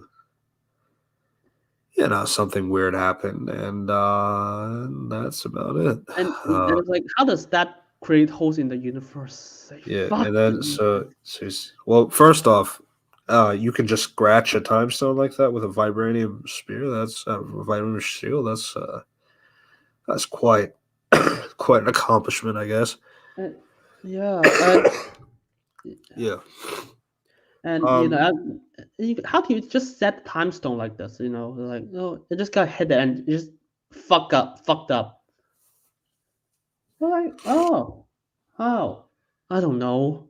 Yeah. So basically uh, it's another. They have another conversation. Time displaced Steve and Peggy Carter that they are never. They're just never destined to be together. Sure. Which we see that in the main line. Steve breaks all the laws of time to do that, but I yeah, don't know. I guess there should be like encourage universe destroying if he just teleport time travel to the past now. I don't know, man. This is insane. yeah. So Peggy is good, and the universe is saved, And the Watcher and should bring her back home now. the Peg now, but yeah. So yeah, Peggy is done, but now she's stuck on in 1602. Oh But no. it turns out, well, first off, my question is, what happened to Wanda? She's the one who brought her here in the first place. Why can't she take her back? I don't know because after everything gone, everyone is just fucked off. Or just disappeared. It's like I don't know.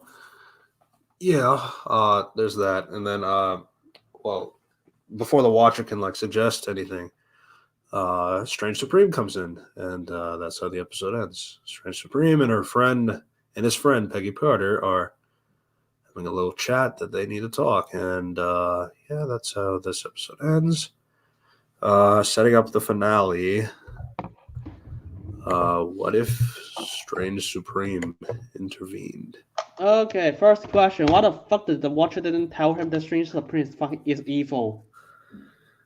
Um, so they're kind of like very passive in terms of what the Watcher knows and doesn't know.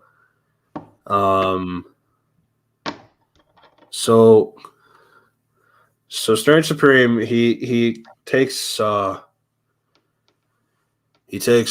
Peggy into the Sanctum Infinitum, and he's basically saying like, I have a collection of universe killers, and all that stuff. And I one of them got out, and I need you to help me get her back. So yeah, so he just sends her out, and so it's like, all right, if I do this, then I go home. Yeah, you go home after this. All right, and then I was like, yeah, why don't you just send her home? Instead, just find some people from the other multiverse to just do it for you. and then no, I mean, well, okay, my first issue is like, you really can't do this by yourself, because we see later. Well, before we get to that, yeah, so Peggy goes out, and apparently this is the and she so apparently this person that's out there in the snow. Apparently, this is a universe where both Peggy Carter and Steve Rogers are dead, and Red Skull basically takes over the United States and all this stuff. So everything is under his name. That really has nothing to do with the episode. I was like, yeah, let's watch. I want to see that. That sounds more interesting to me. What if Yeah. the Red Skull defeated? What if the Red Skull? What if nobody could stop the Red Skull? What if words go wrong? Maybe Shield would. Maybe they'll have Agents of Shield in 1940s. Yeah. Or that, Um. yeah. Yeah. That's what's going on with this world. So she finds out who she was supposed to capture, which was Kahori, from the Kahori episode. My question is, well, why the fuck would you need Captain Carter for this? It's a speedster. That's what I don't understand. Well, just But just she's grab like, it. oh, but like because she's a nice woman, and like, it's not me. She'll be scared of me. And I was like, well, it's like I don't understand that logic either, because well, but first, before we get there, basically Kahori is saying like, I don't know what he's been telling you, but he's been lying probably, because he's not actually just capturing universe killers; he's capturing universe heroes too. And it's like, oh, that's kind of narcissistic of you to call yourself a hero like that. But if I digress, um, yeah, so we learned that Strange is capturing universe killers and heroes because he wants to basically feed this universe all these souls in order to repower his old universe back. I was like, oh wait, where the fuck does that machine came from? I was like, how do you find it? How is it gonna fix your universe? Also, I just assumed like, off screen he find it in the multiverse. It's like, okay, sure. I was like, my first question is, why don't you just go to a universe where Doctor Strange died recently? Yeah, and like people like Strange Supreme in a way. So like I have seen people say like they were super disappointed in this episode because like you took a hero that was like kind of tragic in a sense, because I know there's a lot of problems with Strange Supreme in general. I will say that, I do understand why people liked him in the first place, like, or at least like why there was like a positive reaction to him.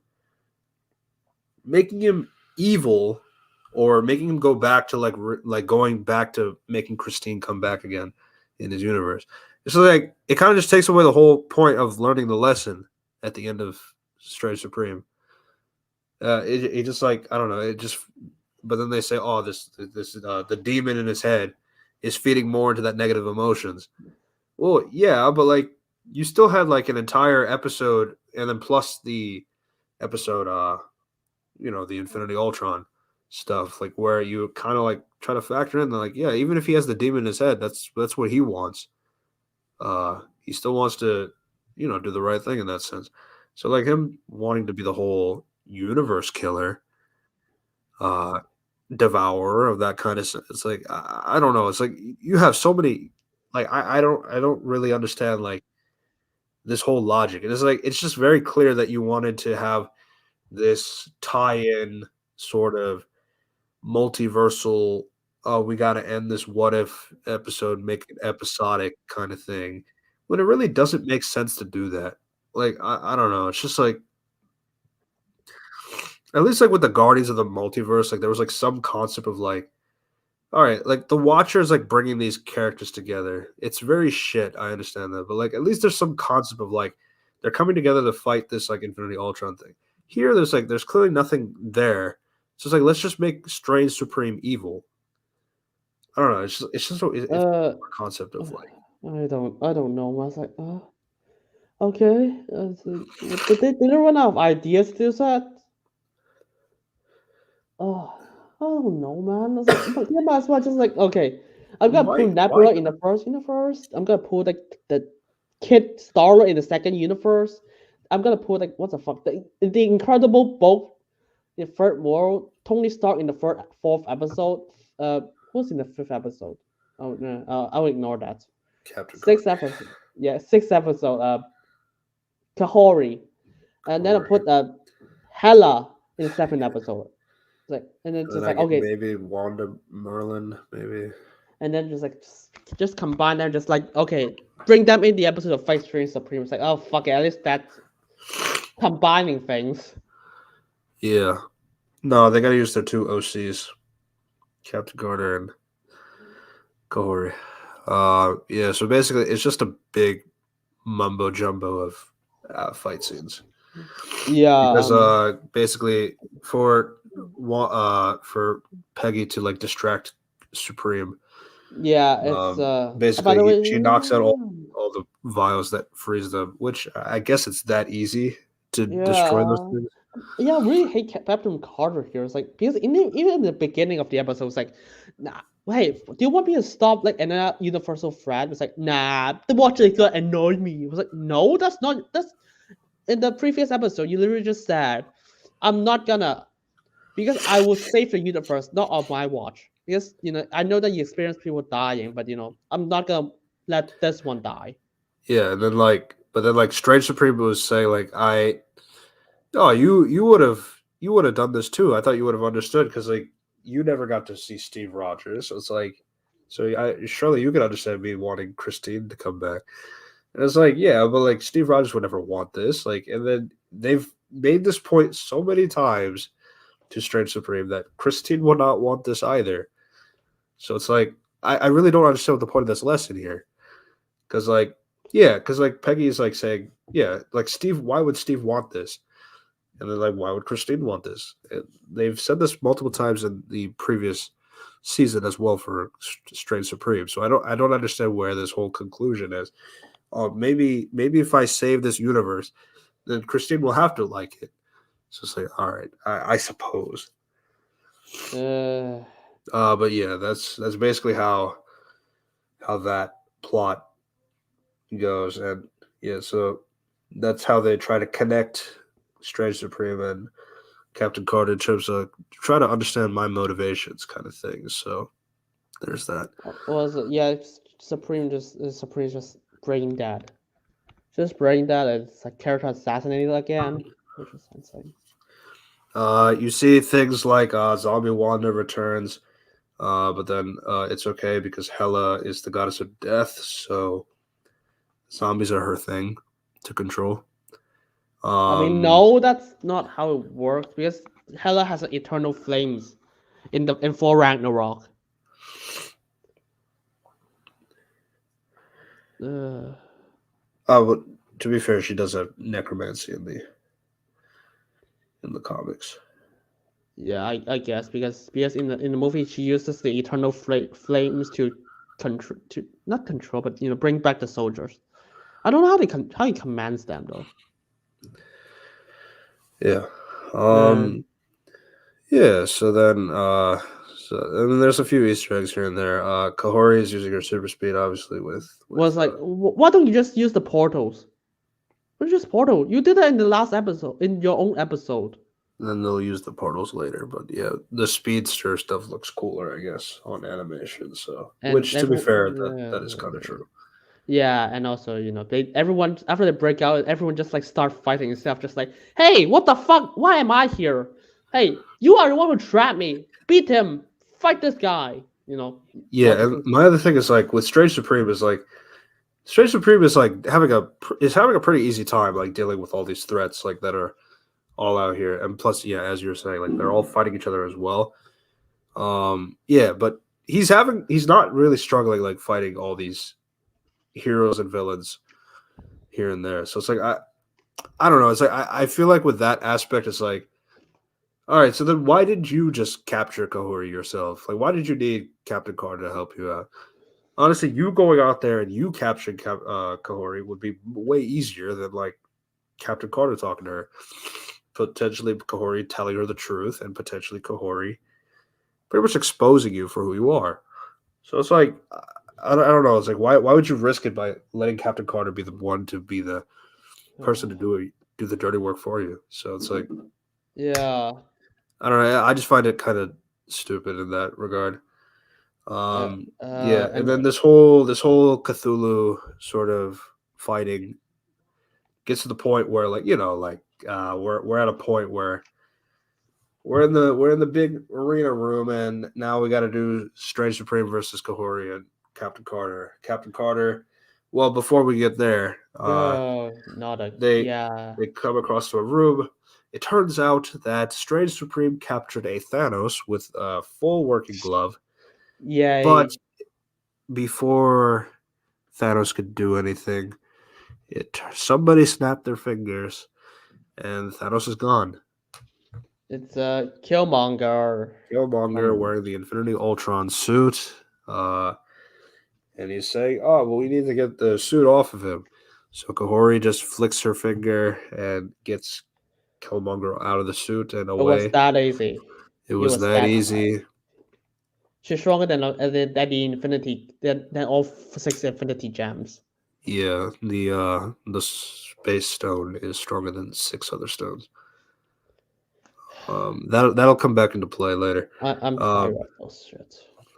yeah, Yep. yeah. So Captain Carter wears the Infinity Ultron suit. That's how she's superpowered, guys. That's how it explains how she can fight. Yeah, shut up.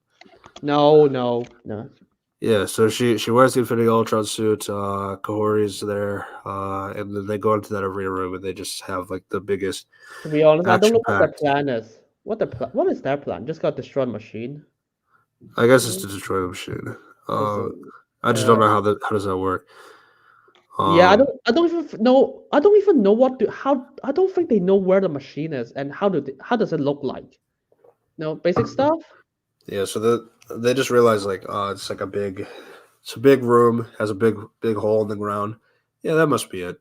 I was like, oh, that could not be other things like this is just an engine core for this universe, I guess. I Yeah, don't know.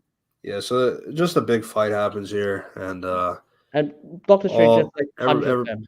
yeah, Doctor Strange is well, yeah, Doctor Strange is doing a lot of different things here and there, as well as like a speedster, with speeds with telekinetic powers and all that stuff. So, uh, you know, it gets to a point basically where all the they start to drop all of the heroes and villains into the Why don't you just do it already? yeah. Apparently, it's not time. It's not time or something like that. Yeah. So once it becomes time, they all fall. Uh, And then some people can fly. By the way, I was like, nah, they just like I'm just gonna fall down. Just like, Jesus. yeah. So they're falling, but Kahori's trying to bring them back up using her telekinesis. Every individual being into there, and then making her own portals. But like that's not By the working. way, she said she created portals to the multiverse, and she knows exactly where do they live.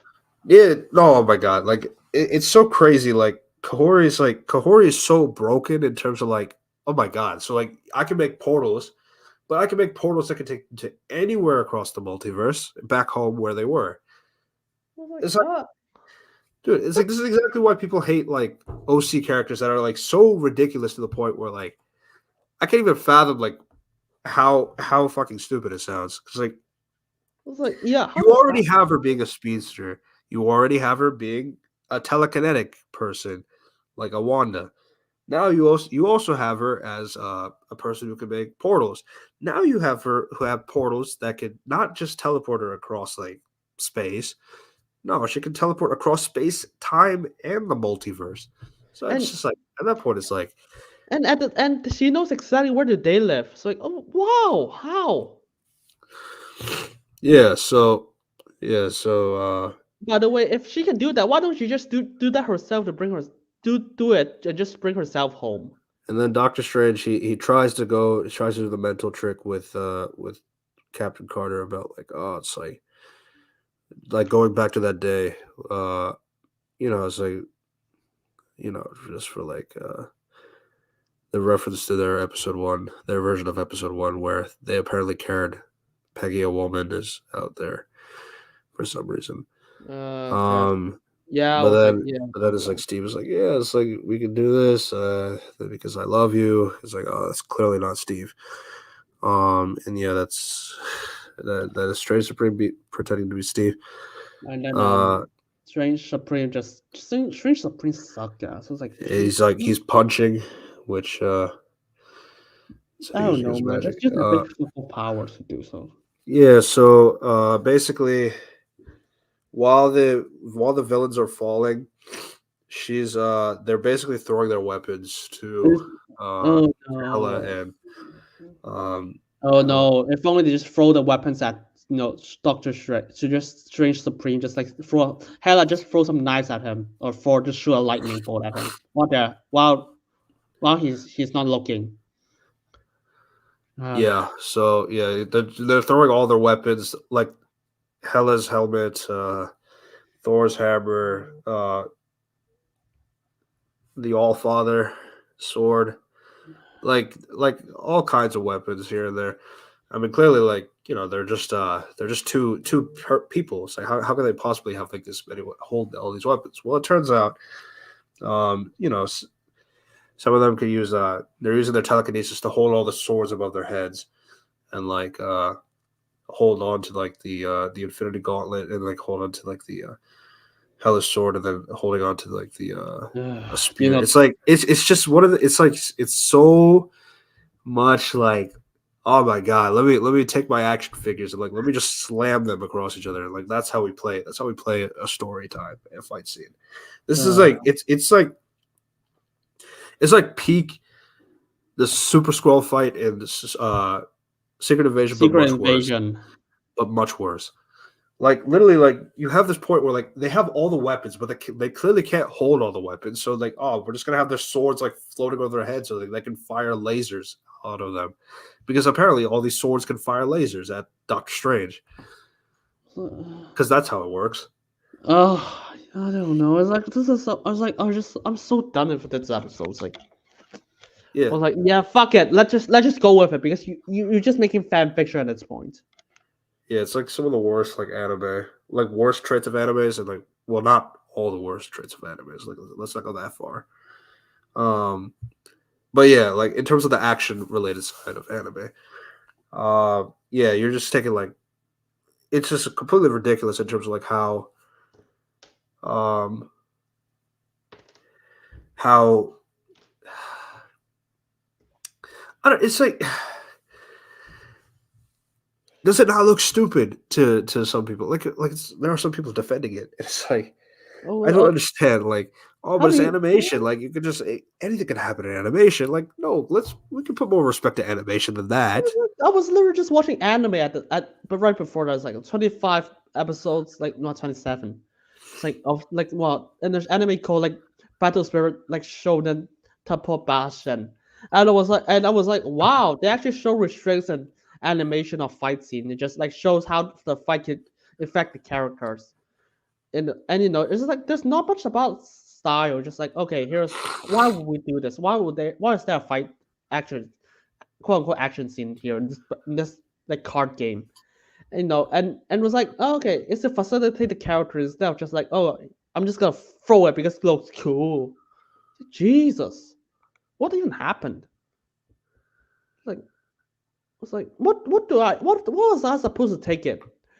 When we look at the image of like Captain Carter can have the 6 Infinity Stones, the Mjolnir, the All Father, the Hela helmet, and the 10 rings. It's like, what was I supposed to think of this as Oh the my god, character moments? I forgot about the 10 rings. Yeah. Oh my, it's just it's so ridiculous. Like with how crazy, like and it's like look, I mean, I know like people always want to bring in the whole Mary Sue thing, and it's like, who fucking cares? That's not the point. That's like, it's still a bad, like, it's still like a bad, like, you have a character who's holding all the weapons. Like, how is that not cringe?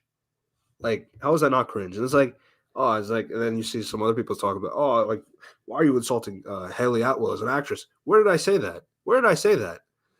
I'm talking about Captain Carter being a shit character. That has nothing to do with Haley Atwell at all.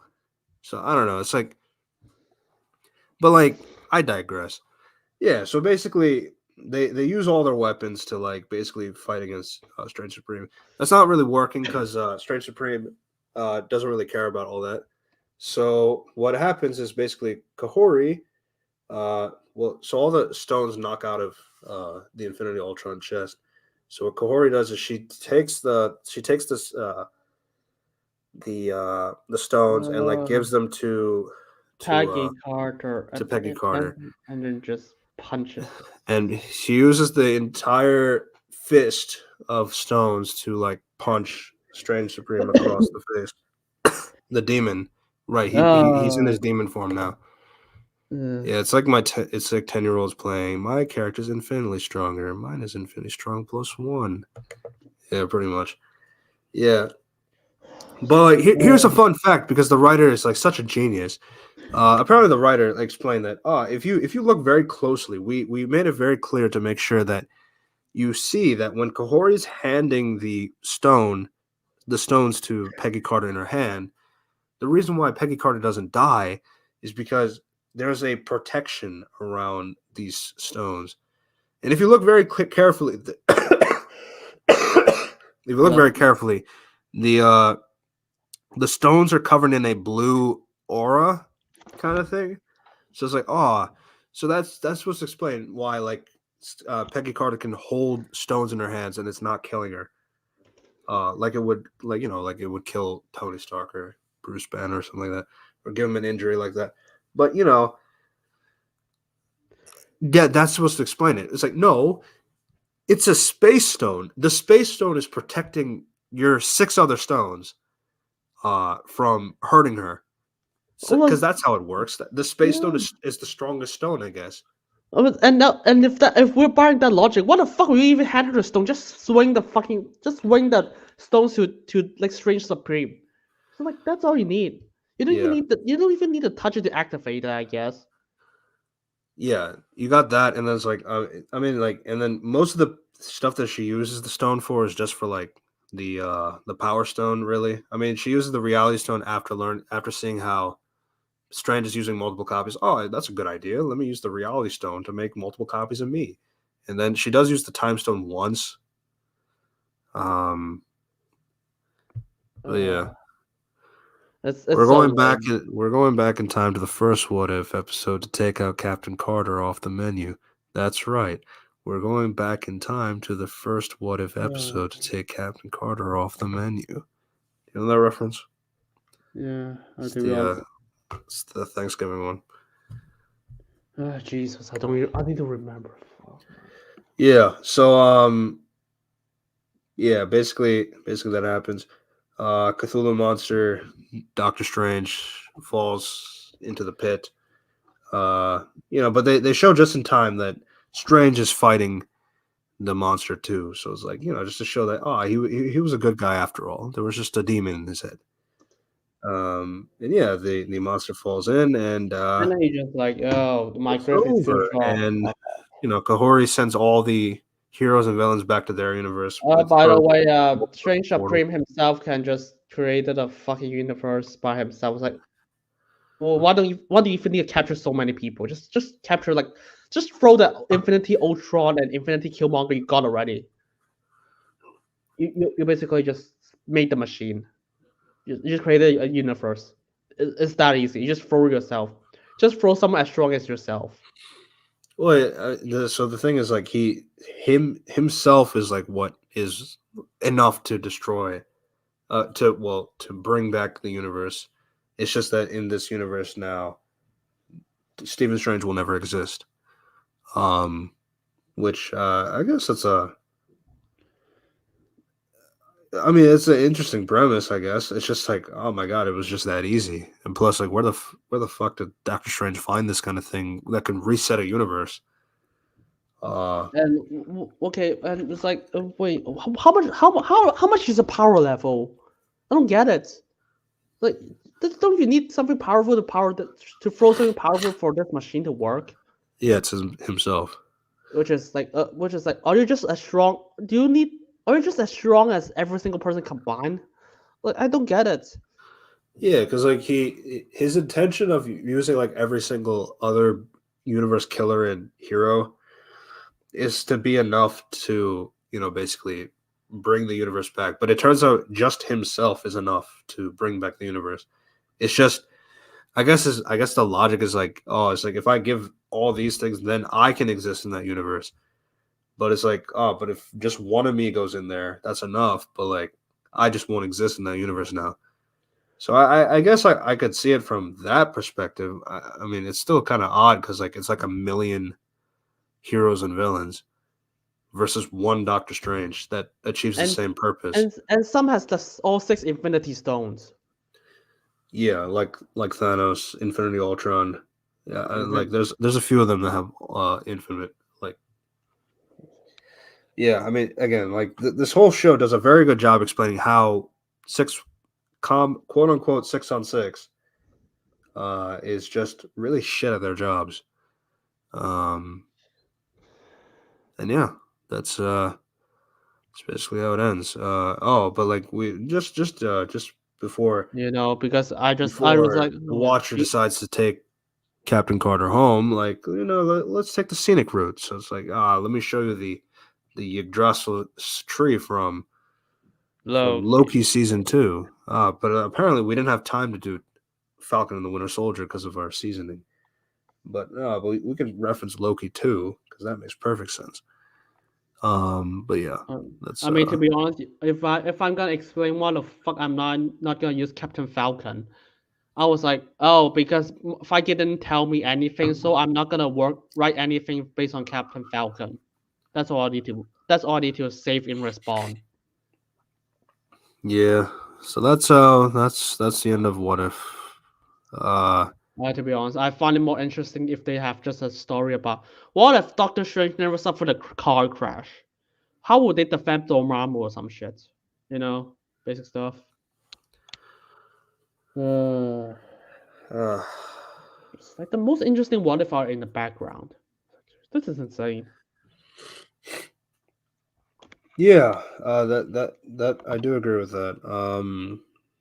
Episode 2, I said what if Bucky was clean in the 80s was one of that. Episode 1, well, episode 1 is like what if we change the location to Hala instead. Episode 3, Uh, I'd probably say To be honest, what if I don't know what to be honest, I just rather want to see just a daily life of how Darcy is an intern in stock industry without the diehard stuff. Maybe. Or just without the Hulk serum. Like fuck it, just like okay, here's how Happy Hogan would save Christmas without the Hulk serum. Yeah, episode 4 was more like, what if the what happens if Iron Man does die I was like, from well, okay. a wormhole? I was And like, well, I want to look at how the world reacts, not this. yeah, episode 5, focusing on old man Bucky. I was like, yeah, well, okay, how will he react in the world? It's like, Kahori, there's nothing really else to say, so I guess it's okay. yeah, Make it just write a little bit better, I would say. Uh, Hella, the Hella episode. I don't know. I was like, How do you even fix that? nothing. Just to be honest, that episode could not even work it from the ground up. To be honest, I'll just have what if Hella is a yeah, fuck it, I just commit to that. What if Hella learned her lesson already, and she's actually a good guy, and for it's with her. What if Yeah, Hella? Yeah, what if? 1602. I also can't say anything because it's a different time period. Whereas this one, like the interesting one, is what if Red Skull won? Or what if Doctor Strange never suffered a car crash? It's Yeah. like, yeah, So yeah, that was What If season 2. It's slightly better than season 1, but it's not that much better. yeah, I never really cared for the animation. As some have said, it really doesn't take advantage of the medium either. I mean, you do obviously like you do have some like action things like magic stuff that like you can't see this in live action, so it does do that. I'm not denying that. I just feel like when you factor in like some of this stuff like Odin magic or like Hela or especially like the god stuff, like where they could have really maximized it more. That's kind of a missed opportunity. Um, I mean, there was like there were some like okay ideas in terms of episode titles, but I still feel like most of them just kind of fall flat in terms of like what do we do with them. Um, but I will say like in terms of like the ideas of episode for episode, like I feel like season 1 just had worse examples of what to do, yeah. especially since most of those are like, what if we change the character to another character? Um, Or what if Killmonger saved Fireproof? I was like, who is wondering that? and any case to get Michael B. Jordan. That's kind of my Uh, thing. I feel like some of these are just like we want to reuse the actor, but like we need to figure out how to use them in the man. what I if mean, episode. oh my lord, they suck at the job. Just say like, what if Killmonger successfully killed T'Challa? Oh fuck it. What if King T'Chaka brought Killmonger back to Wakanda? Yeah, I mean, like I guess for that one it was like kind of like the concept of what if Iron Man died before the start of the MCU. But like I guess like Killmonger's the guy, but like Killmonger's also apparently a super soldier who can throw a missile. Uh, that's how that works. And he's an expert hacker. Guys, there's several different types of intelligence. He's not computer science hacking programming experts. But he is. So Jesus. shut up. Yeah. But I think that pretty much wraps it up. Any I mean, so they quickly showed a teaser for season 3. Um, Yeah, it's not really. because that's the last episode. The showrunner of What If is gonna be doing What If. Yeah, she's gonna leave. I mean, Yeah, I mean, my hopes now is I don't know, get someone good for the job. Please get someone good for the job, I guess. yeah. So basically, the teaser's just about like basically Bucky and Red Guardian on a road trip, and they get caught by Bill Foster. I and can't. America Ferrera's new OC character,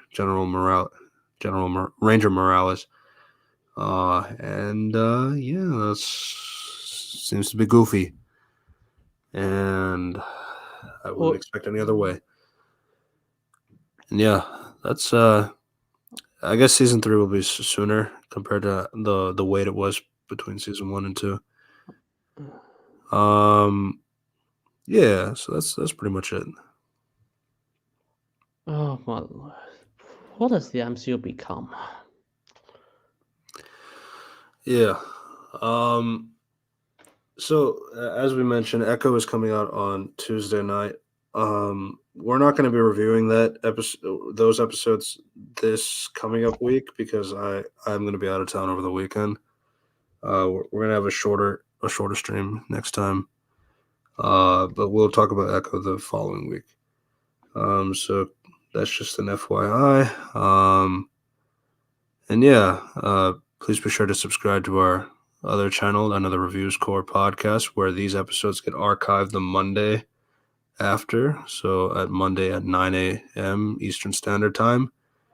So that's where you can find these episodes. And that's about it.